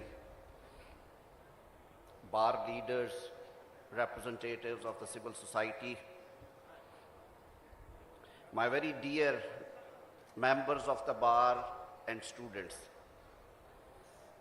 friends, fans and followers of Asma Jahangir, Assalamu alaikum. I think much has been said by the distinguished speakers about the topic of the day. Being part of Asma Jahangir Foundation, I am so glad to be here and share my views with you. This is the fourth consecutive conference after the demise of Asma Jahangir. The Asma Jahangir Foundation is holding it, and I am so happy with the passage of time. The number of participants is growing to the extent that Munize and Nida, I believe that next time we have to consider for some sports stadium to accommodate our participants in the conference. I'm truly honored to be here today to participate in this discourse on a very sensitive subject, the crisis of constitutionalism in South Asia, a matter which requires our serious attention as we aim to progress as a nation that acknowledge and promote the rule of law, and that is a principle under which all persons, institutions, and entities are accountable to the laws that are passed by the legislature. In this year's conference, all these issues will be discussed, but we can never forget the defiant voice that Asma Jahangir raised to promote rule of law, constitution, justice, peace and democracy in Pakistan. Asma will always be remembered for her passion, strength and her lasting contributions to Pakistan. She was an illustrious human rights activist who bravely fought for the less fortunate people in Pakistan, often at great personal risk. And we have been witness, many of us have been witness to this. She championed the cause of women, children, bonded labor, religious minorities, journalists, the disappeared ones, and so many others. She confronted injustice wherever she saw it, and she could not be coerced by mightiest, well-entrenched bullies. She was a matchless, brave fighter who established Pakistan's first all-women legal firm in Lahore and was one of the founders of the Human Rights Commission of Pakistan. Asma Jahangir's human rights were not only limited to Pakistan, she served as UN Special Rapporteur 3 times on extrajudicial summary or arbitrary executions, on freedom of religion or belief, and on Iran. She fought for cause of rule of law and constitutionalism and was a staunch opponent of role of undemocratic forces in Pakistan, injustice and inequality. I was just considering, I have a written speech which consists of 11 pages, but I believe being the second last speaker, I should leave it to the chief guest of this evening, Mr. Justice Qazi faez, who always comes very well prepared and do justice with the topic. I would only be sharing my heart with the participants, and on the behalf of government, I must state that Government of Pakistan is committed to perform its constitutional obligations and duties in a manner to ensure enforcement of fundamental rights guaranteed under the Constitution. The government is also very clear that the rights activists and organizations must be provided an environment where they can freely function and serve the neglected and oppressed segments of the society. Once again, I congratulate the organizers of this conference, and I also always consider one of them. I can see so many faces who actually worked with Asma Marhuma shoulder to shoulder. Mr. Frasyab Khatek, Sher Lala is sitting there, Shehwani Saab is also there, Yasin Azad, Dr. Malik Saab, Sardar Tahir and many others. And I look forward that in coming events, all of us will be benefited by the comments of the distinguished speakers at the panels. I request all my young colleagues from the bar and the students to keep coming on all sessions. We will have concluding session by tomorrow evening. I wish all the best to all of you, and once again thank you so much, the honorable dignitaries and excellencies. You traveled from Islamabad. I know the conditions were not very congenial, but you made it. We look forward for a strong kind of cooperation in this regard in future as well. Thank you very much.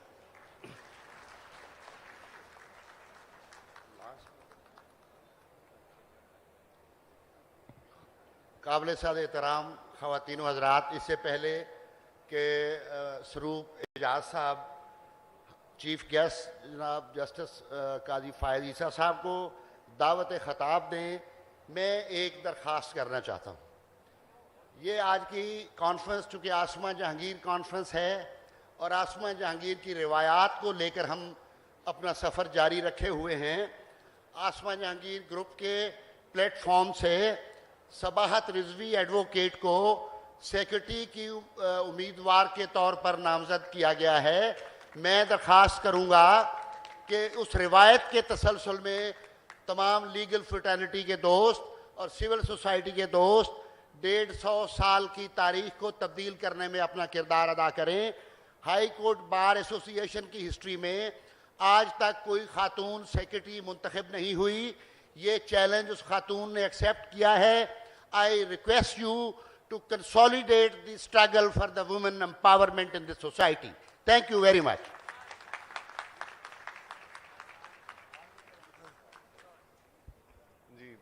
Thank you, Tarat Saab. Thank you, Saki Saab.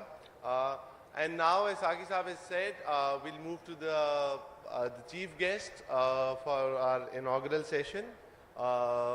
And he is uniquely placed to speak about the crisis of constitutionalism, both because of his expertise, because of his brilliance, because of his command of law, but also for unique circumstances that required no belaboring here.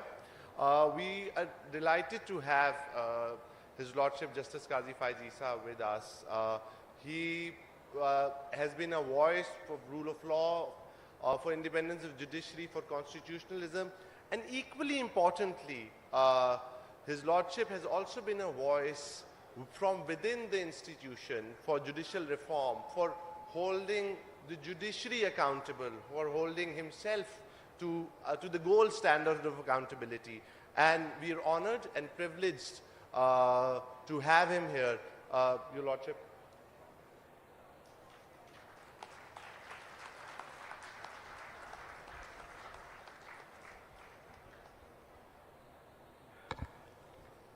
Excellencies, distinguished guests and participants, Assalamu alaikum.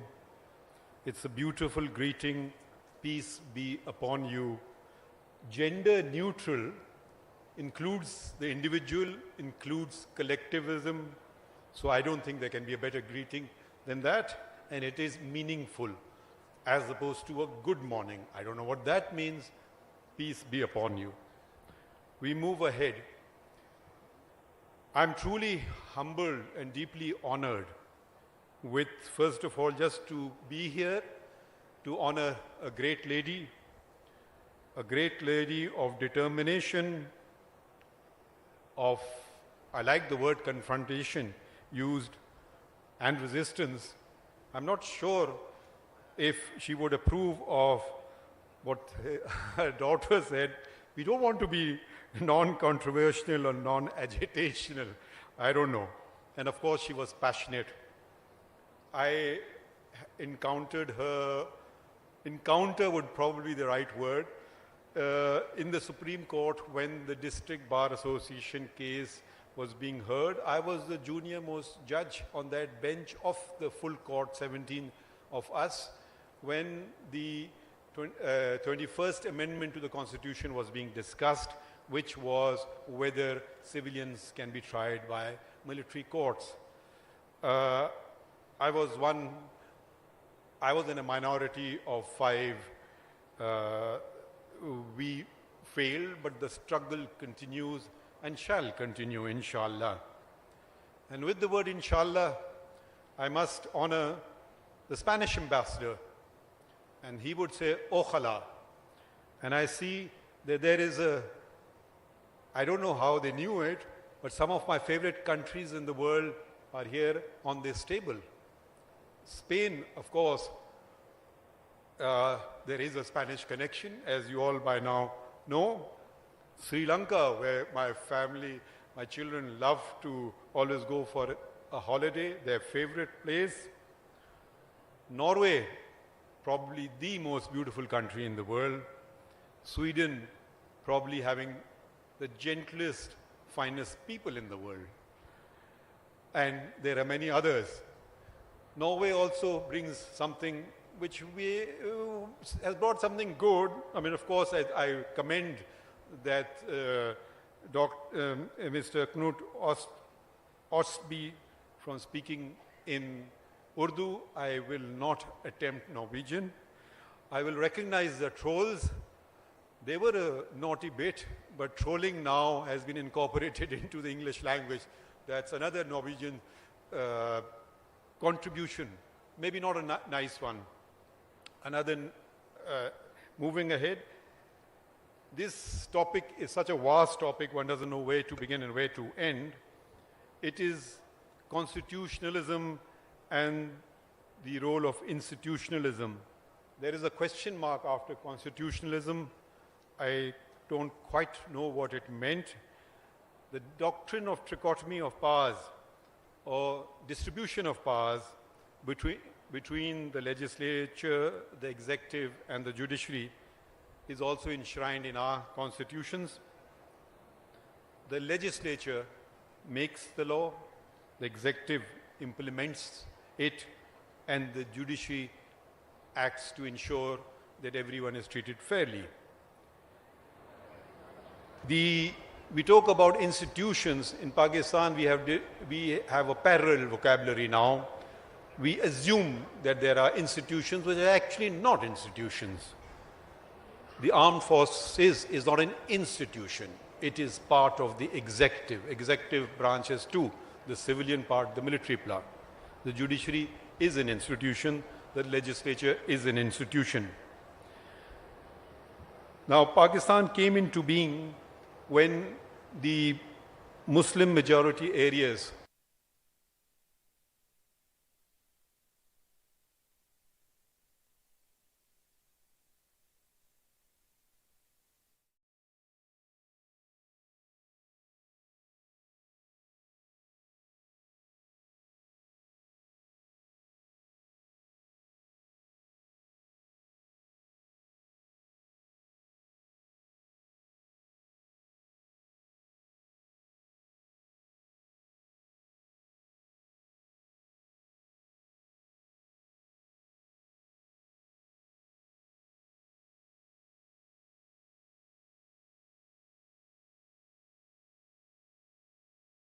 and that resonates in the history of Pakistan, the Maulvi Tamizuddin Khan case. He was the president of the Constituent Assembly.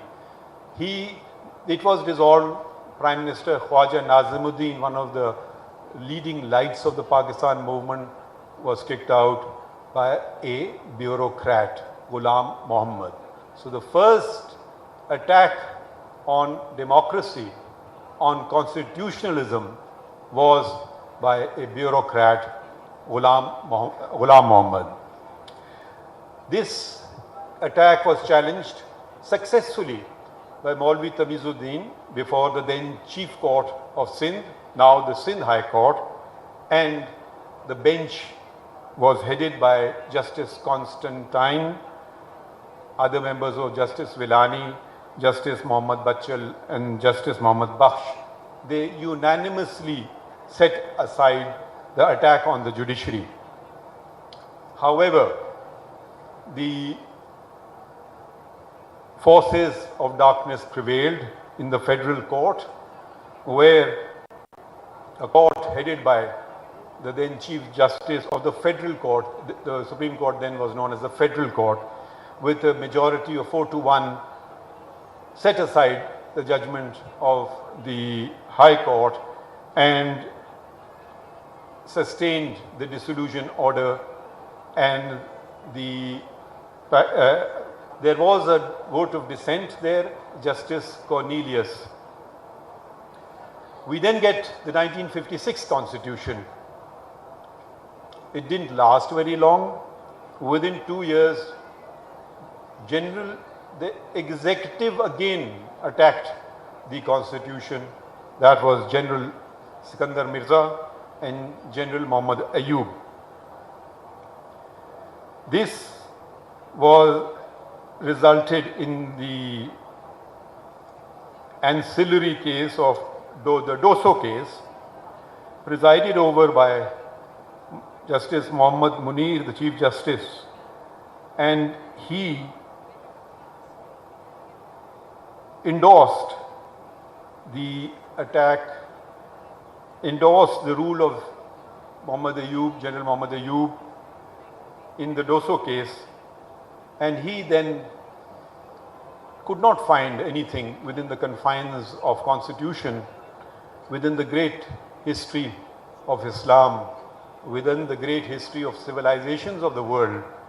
He went to the homeland, birthplace of Hitler, Austria. I'm not just trying to disparage Austria, it's just coincidental. Hitler was a menace to Europe, and unfortunately, a professor's theory was a menace to Pakistan. That professor was Hans Kelsen of Austria, with his pure theory of law, a professor who never expected that he would be thrown on the world stage or anyone would read his book of the pure theory of law, was used as a doctrine to sustain military rule against democracy, against the destruction of the democratic structure, against the uprooting of the Constitution of Pakistan. So this is the next phase. What we then had was uninterrupted, brutal rule of General Muhammad Ayub. Pakistan, when it came onto the world stage, it was an idea that the leadership of the All India Muslim League, under the guidance, under the leadership of one of the greatest constitutional minds of the time, Muhammad Ali Jinnah, enlightened, awaked the slumbering Muslim mind to yearn for freedom, and that they did. The spark was lit, freedom was attained, barriers were crossed, linguistic, ethnic, cultural. Two people separated by 1,000 miles came together. No precedent in world history.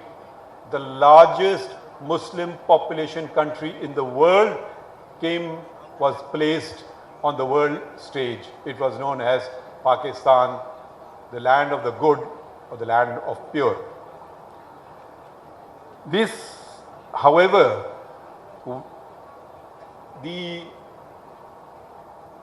As I mentioned, the ethos of Pakistan was Islamic, its foundation was democratic, and its structure was constitutional. When you take these away, what happens is that the eastern wing lost heart. They decided to part ways with us, and East Pakistan then became Bangladesh, and what remained of West Pakistan is today's Pakistan. With a new country, technically it becomes a new country, we needed a new constitution, and that is the Constitution of 73. The Constitution of the Islamic Republic of Pakistan, 73. Another significant achievement by the elected representatives of the people, unanimously approved. There were then 200 elected, directly elected representatives of the people in the National Assembly. 196 gave affirmative votes. There were 4 abstentions, not a single dissent. So the unanimous doctrine, the social contract between the people, the state, came forward in the shape of the Constitution of 1973. And the architect of this Constitution was Prime Minister Zulfikar Ali Bhutto. We have then the third attack on democracy and the Constitution. And 2 important cases came to the Supreme Court of Pakistan. One, first let me give a little background of history. General Ziaul Haq on 5th July 1977 arrested Prime Minister Zulfikar Ali Bhutto, sent packing, abolished all the Parliament, the National Assembly, the Provincial Assembly, and became the Chief Martial Law Administrator, whatever that means. Bhutto was tried not by a military court, sadly by a civilian court. The unprecedented trial did not take place as all criminal trials in Pakistan before, and all criminal trials in Pakistan since take place in the Sessions Court. This took place in the High Court. That is another story. I will leave what happened to that trial before the High Court. So the accused lost one right of appeal, which in a murder trial, as the distinguished law minister, who is a very able, was a very able criminal lawyer, now law minister, would say, and that Mr. Zulfikar Ali Bhutto lost a right of one appeal. The matter went before the Supreme Court of Pakistan. Here, the Supreme Court of Pakistan was presided over by Anwarul Haq, and the other, it was a 7-member bench. 4 upheld the conviction and the death penalty, and 3 did not and set aside the conviction. Justice Halim, Justice Muhammad Halim from Sindh, Justice Dorab Patel, a Zoroastrian from my province, Balochistan, and Justice Safdar Shah from the now province of Khyber Pakhtunkhwa. So with a razor-thin majority, a man was hung. Unprecedented. Whenever there is a dissent on the matter of capital punishment, even if you were to uphold the conviction, you do not pass the sentence of death. It is an imprisonment for life. But yet again another precedent, yet another, if I may say so, and a bad precedent. The matter, and incidentally, it is, unless Mr. Tara corrects me, the longest written criminal judgment in the history of Pakistan, 950 paragraphs. I've never come across a criminal judgment that long, because it's very few things you have to determine.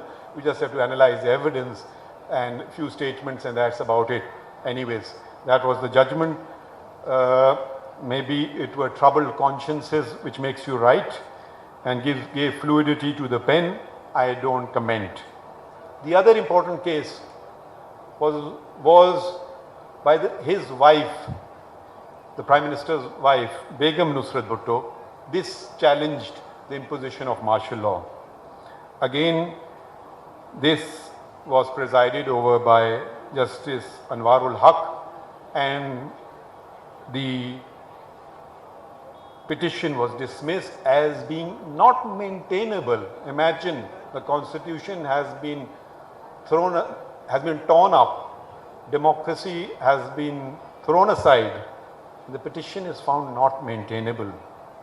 Sadly, and I say it with the greatest of sadness, some of the persons who were in the minority in the Zulfikar Ali Bhutto trial case joined the majority in this case. But that is so. So Pakistan has a very tumultuous history as far as politics is concerned. The first Prime Minister of Pakistan was assassinated, Liaquat Ali Khan Shaheed. The second Prime Minister, Khwaja Nazimuddin from Dhaka, East Pakistan, was dismissed by a bureaucrat. Zulfikar Ali Bhutto was ordered to be hung on the orders of the Supreme Court, and with comes the fourth constitutional deviation, significant constitutional deviation I should add, and that was by General Pervez Musharraf. Once again, the case of Zafar Hadi Shah. This time the Chief Justice was Irshad Hassan Khan, and sadly included others like Chaudhry Iftikhar and Rana Bhagwan, and once again the Unconstitutional Act was endorsed, and the power to amend the Constitution was given by those who did not have this power, who could not bestow this power to someone who could not exercise it. Whether one laughs or cries, I don't know. The Supreme Court told General Pervez Musharraf, yes, your acts are legal, your acts are constitutional. Oh, by the way, have this power to amend the Constitution as well. We don't have it, you're a paid servant of the state. We don't have it, we are also paid servants of the people, but we give it to you nonetheless.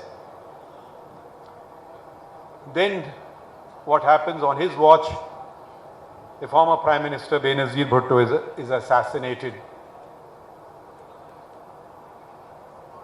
What then happens, and I say it with considerable bit of shame, is the role of the judiciary. There have been good, there have been bad, but I'm laying it out as there is. It is the people who judge. We judge, but you all judge us. You judge us. I would only request that you don't judge us as an institution, because there is good in the institution, there is also bad in the institution. Judges judge us as judges. Condemn me as a judge. Do not condemn the Supreme Court. Condemn a general who violates the Constitution by name. Do not condemn the military or the armed forces of Pakistan. Condemn a bureaucrat by name. Do not condemn the executive of Pakistan. And that is the important distinction. We talk about the roles of institutions, we should talk about the roles within institutions. That is the key. The constitutional aspects will keep considering. We should not, there is good and evil, there's good and bad everywhere. So let us separate the good from the bad, and I, for one, welcome criticism. Speaking in my personal capacity, criticize me to your heart's content. You will never be hauled up for contempt of court. But do not criticize the institution, because without institutions, a country implodes, it breaks apart, and I'm not talking philosophically, I'm talking practically. We've seen it happen we are seeing it happening. So we have to be very careful. Pakistan needs the judiciary, Pakistan needs the executive, Pakistan needs the military part of the executive, and more than anything else, Pakistan needs to be led by the elected representatives of the people. Pakistan needs democracy. You remove democracy from Pakistan, you stab it in the back. You destroy it, you are the enemy of the people, you are the enemy of the state, and that is what Article 6 says. I have an added burden which all of you do not have. I and the law minister here, the others do not. That is to uphold the constitution of Pakistan and to preserve and defend it. All of you have to abide by the constitution under Article 5. So there is a greater test for those who are paid by all of you, which is us. We don't pay you.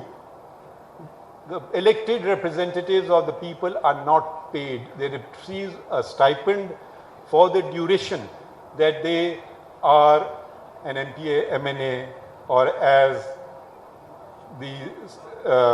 with the grace of the Almighty, become a federal minister, you may get a salary only for the duration. We are taken care of for life. We get pensions. They don't. The MPs, MNAs, they don't get pensions, and they get a stipend, and that is not comparable with the salaries of those who are paid by the people of Pakistan. That is you. Please do hold us accountable individually.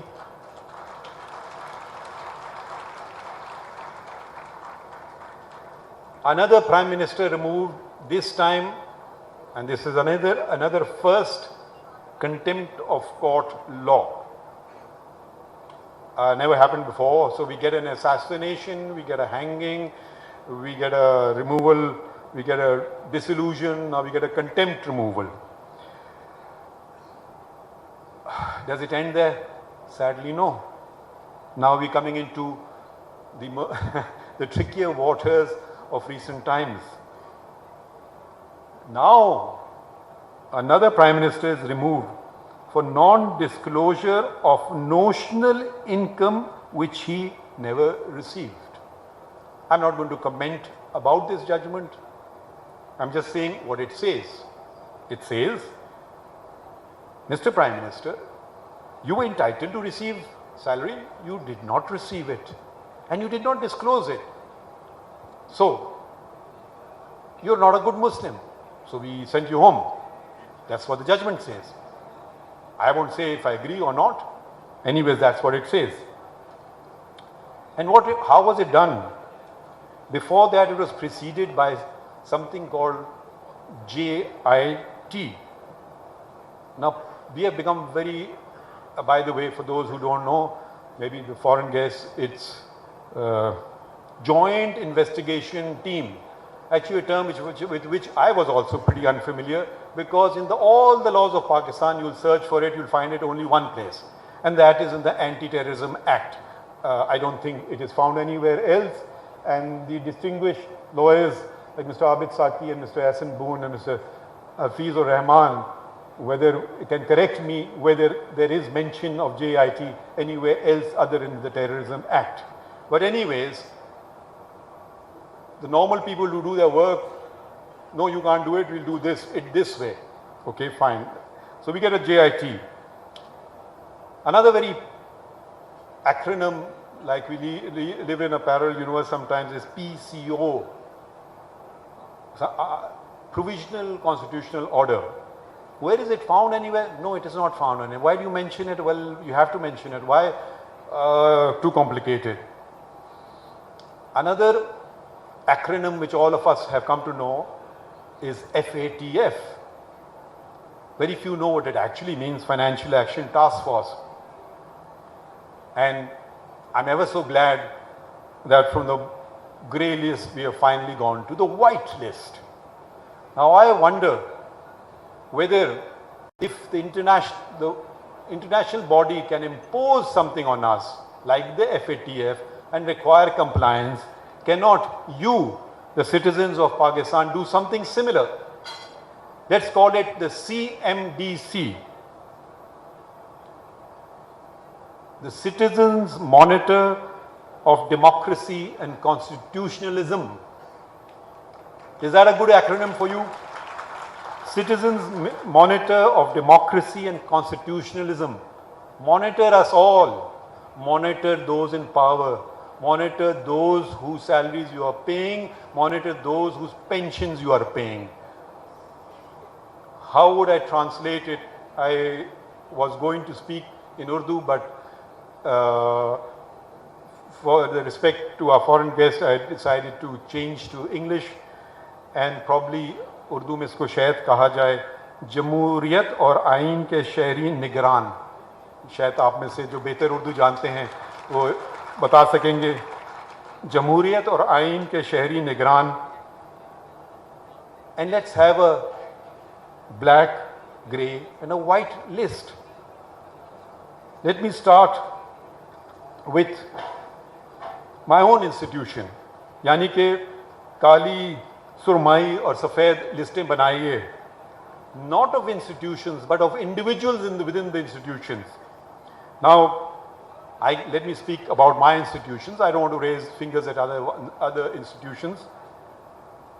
In my personal opinion, and I now speak as a student of law, not as a judge. I speak as a student of history, not as a judge. I speak as a student of politics. I would put in the black list Justice Muhammad Munir. I would put in the black list Justice Anwarul Haq.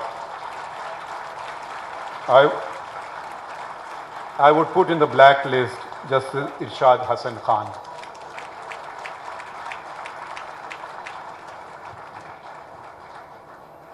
I would put in the white list Justice Constantine, Justice Villani, Justice Bachal, Justice Mohammad Bakhsh. And we have a grey list. There are too many names there. Let's ignore it for the time being. And now, if I may dare so and consider the executive, I will put in the black list General Ayub, General Zia, General Pervez Musharraf.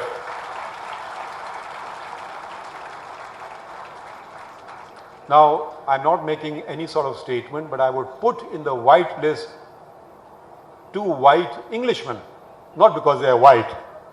Now that took you by surprise, didn't I? The first Commander-in-Chief of the Pakistan Army, General Sir Frank Walter Maservey. He fought in the First and the Second World Wars, and he was the first Commander-in-Chief of Pakistan, of United Pakistan, of one Pakistan. I would put it in a higher, even a whiter of a white list would be General Sir Douglas Gracie. And why do I put him? Why do I put the second Commander-in-Chief of the Pakistan Army in that list? I would put him in that list. And now my source of information is a book written by a brother of an army chief. The army chief was General Asif Nawaz. From 91 to 93, he was the army chief. And his brother was Shuja Nawaz. And his book is Crossed Swords, Pakistan, its Army and Wars Within. If you get an opportunity, do buy it and read it. And he narrates an incident here. He said General Ayub wanted a plot and applied to General Sir Douglas Gracie, his superior commanding officer. He was rebuffed. So here begins the politics of plots. The politics of plots is very interesting in Pakistan. So whether it was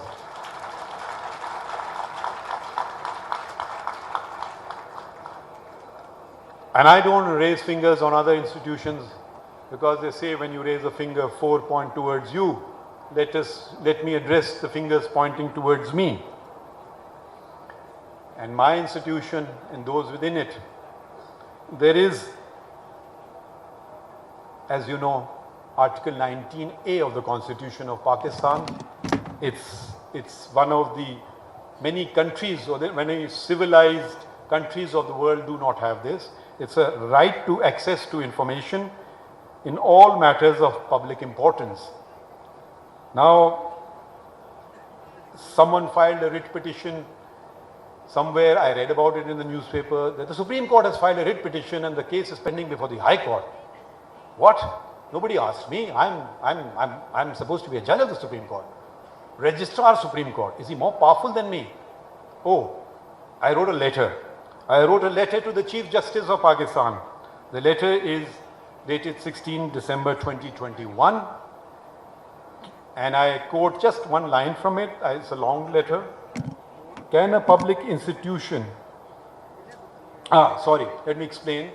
What had happened was that the Pakistan Information Commission had passed some order requiring some disclosure of some information about employees or whatever of the Supreme Court. I don't know what he asked for because we were never asked, and the registrar took it upon himself to challenge it without taking at least my permission. I don't know whose permission he took, and he went in before the Supreme Court. Now, Supreme Court is standing as a litigant before the High Court. I can't wrap my head around that, but let that be. I wrote in my letter, can a public institution funded by taxpayers object if information about it is sought? What was the answer to that letter written on 6th of December 2021? None. Earlier, I am sometimes criticized, ridiculed, castigated, abused for writing letters. How else should I defend the Constitution of Pakistan? How else should I defend your fundamental rights? How else would we make Article 19A meaningful and not a dead letter law? I wrote an earlier letter, 24th of June 2020, addressed to the Chief Justice of Pakistan, that a file came to me offering me a plot in some sector of Islamabad at a nominal price which I could flog next day and earn quite a nice retirement passage. I thought, I looked at our appointing order, the 5th schedule I think it is, which provides what the judge should get, the presidential order, whether we are entitled to this. I couldn't find anything anywhere. I discussed it with my family. My son was a bit naughty. Baba, you don't want it? I can have it for my retirement. Well, anyways, I wrote a letter to the Chief Justice. I said, I have checked the law. I can't find this. Are we entitled to this thing? And if so, can you please provide me with the law on the subject? And can you also provide me, because I wanted to know if anybody has taken plots or not, who amongst the judges have taken plots? Promptly came the answer the next day. And I quote, because you won't believe it if I did not. Laws are available in the law books. In other words, a rebuke from the Chief Justice of Pakistan to his colleagues that how ignorant you are, that you don't know about this law, go find it yourself. And as regards the other aspect of my letter, asking about information, this is personal. It cannot be shared with anyone, quote unquote. No. Now, saddened a bit, hurt a bit, probably a little angry, responded the very same day. And I write, like the proverbial unicorn, I cannot find this law. And those holding office under the Constitution cannot plead confidentiality when they receive something on account of the office they hold. It is not personal information. It is not because I am getting this because of the office I hold, not otherwise. Another letter, another circular comes around, and that you are entitled to get gifts of prohibited bore weapons. What? From the Ministry of Interior. So I write again, plead guilty, write too much. 14th of September 2019. I said, how are we entitled to this? Article 25 applies equally to all, including judges. How can we, by the way, there were 9 categories of persons in that list who could get this facility: the president, the prime minister, the judges of the superior courts. 7 of them were constitutional office holders, and there were 2 more categories. I won't go into those constitutional because I really want accountability within first. Did I receive an answer? No answer to this one either. So I don't know. We should be grateful to the lady in whose honor this conference is being held. How did she become famous? How did she become known? She became known because of this book, because of a decision in this book. The decision in this book is Miss Asma Jilani, as she then was, versus the government of the Punjab. And the number of the appeal is very interesting. Criminal appeal number 19 of 1972, freedom of speech and expression. So anyway, Asma Jilani, and can you imagine, it's 50 years to the day when this decision happened. Her father, Malik Jilani, was incarcerated under the Defense of Pakistan rules. The other petition, 2 petitions were heard, was by the daughter of Altaf Gohar, the editor of Dawn, who had been picked up under one of those laws. So this was challenged. Now, but don't judges come under pressure, fear? No, they don't. I was Chief Justice for 5 years. Nobody called me to ask anything. So if anybody tells you there is pressure, if anybody tells you pressure, they are not true to their oath of office.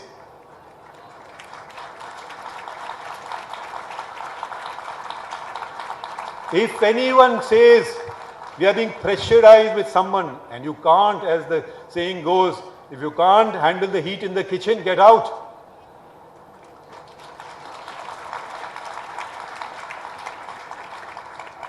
And if you are pressurized and you sell the country, history will remember you.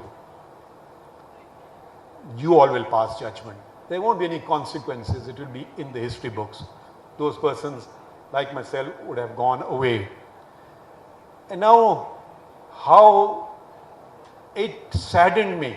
It brought tears to my eyes when a Chief Justice of the Supreme Court of Pakistan said that there was pressure on me, and he said that on television, public television, by General Ziaul Haq to do this judgment in the Zulfikar Ali Bhutto case. Do you hang? Do you take away a person's life because of pressure? If you couldn't handle it, a resignation letter would have sufficed. Let us learn from our own history. Let us not learn from the Professor Hans Kelsen of Austria. Let the Muhammad Munirs, let the Anwarul Haqs learn from the example of Imam Malik, the founder of one of the foremost schools of Islamic law. The former school of, there are 4 Sunni schools of Islamic law. Imam Malik was the first. He lived and died in Medina. His book, Al-Muwatta, those of interested in Islamic history and religion, what did he do and say?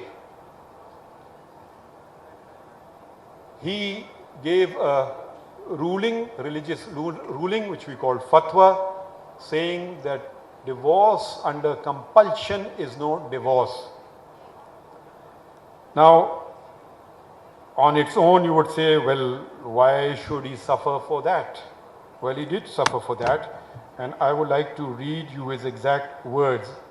What the ruler of the day perceived this, because then there was oaths of allegiance used to be taken, Bai'at, and under compulsion.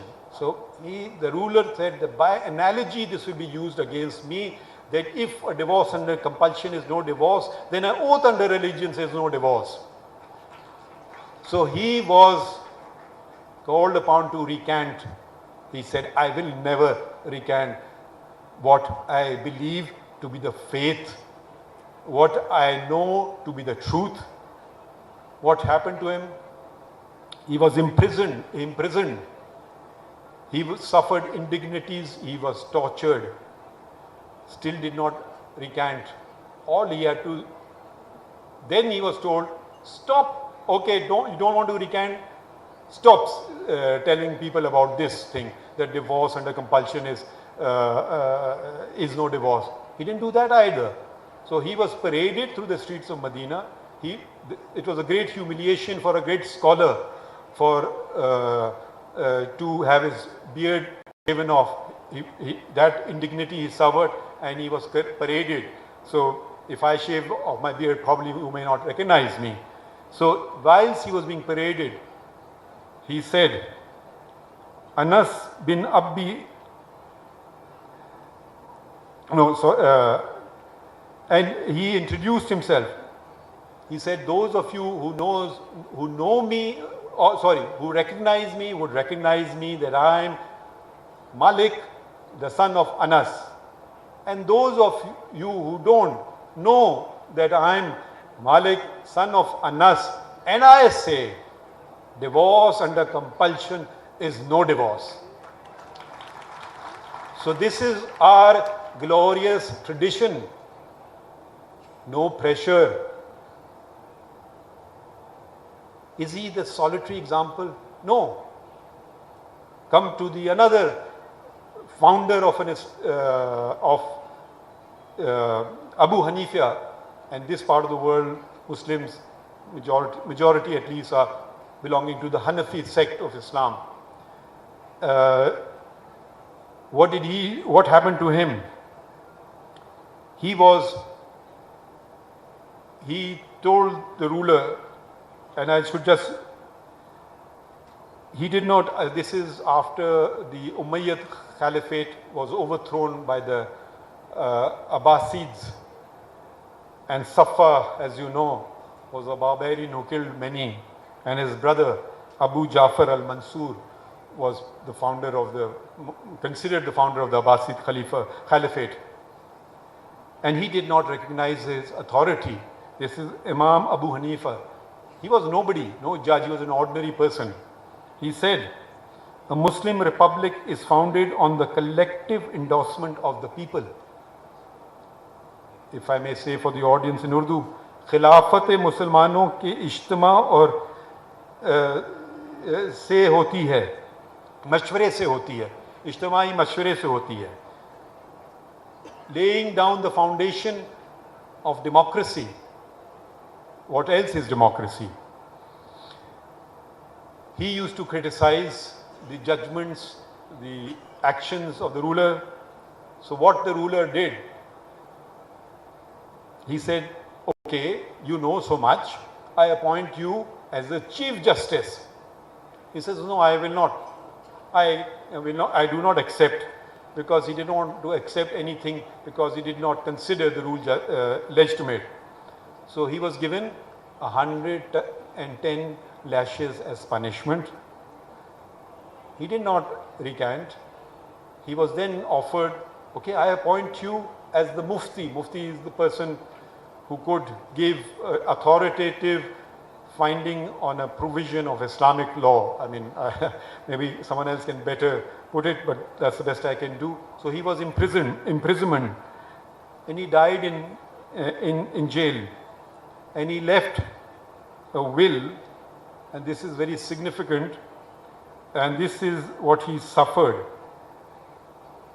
And when he died, he left a will, a wasiya.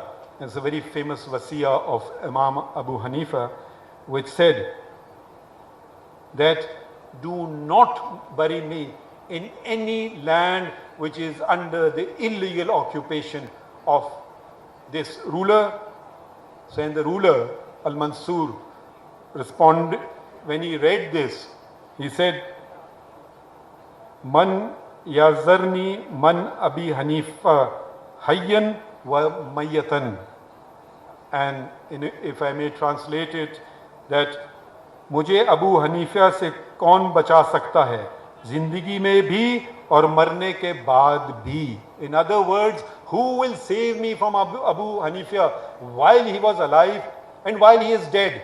That even after his death he came to haunt him, that he had put a condition in his will that do not bury me. So this is the glorious tradition, our glorious tradition, which he has forgotten. We have forgotten the democratic traditions of the founder of the country. We have forgotten the constitutionalism that made this country, which made the country united. We should not embark on something new. We should not embark on discovering something else. We should go back and discover old truths which held us good. I am sorry for exceeding my time limit, but I did not get any what is a note verbal in the diplomatic language. So once again, I am truly humbled, and we must salute this diminutive figure. She was a very diminutive figure, but boy, she was one big lady. Thank you, ladies and gentlemen.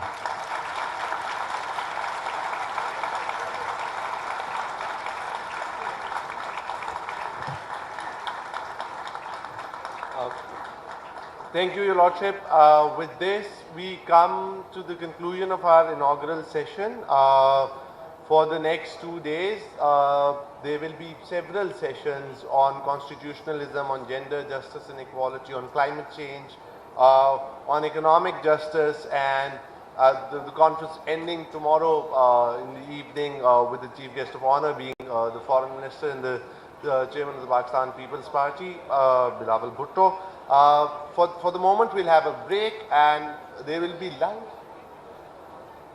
What? And please tweet #AJCon and this lunch served outside on the right. Thank you.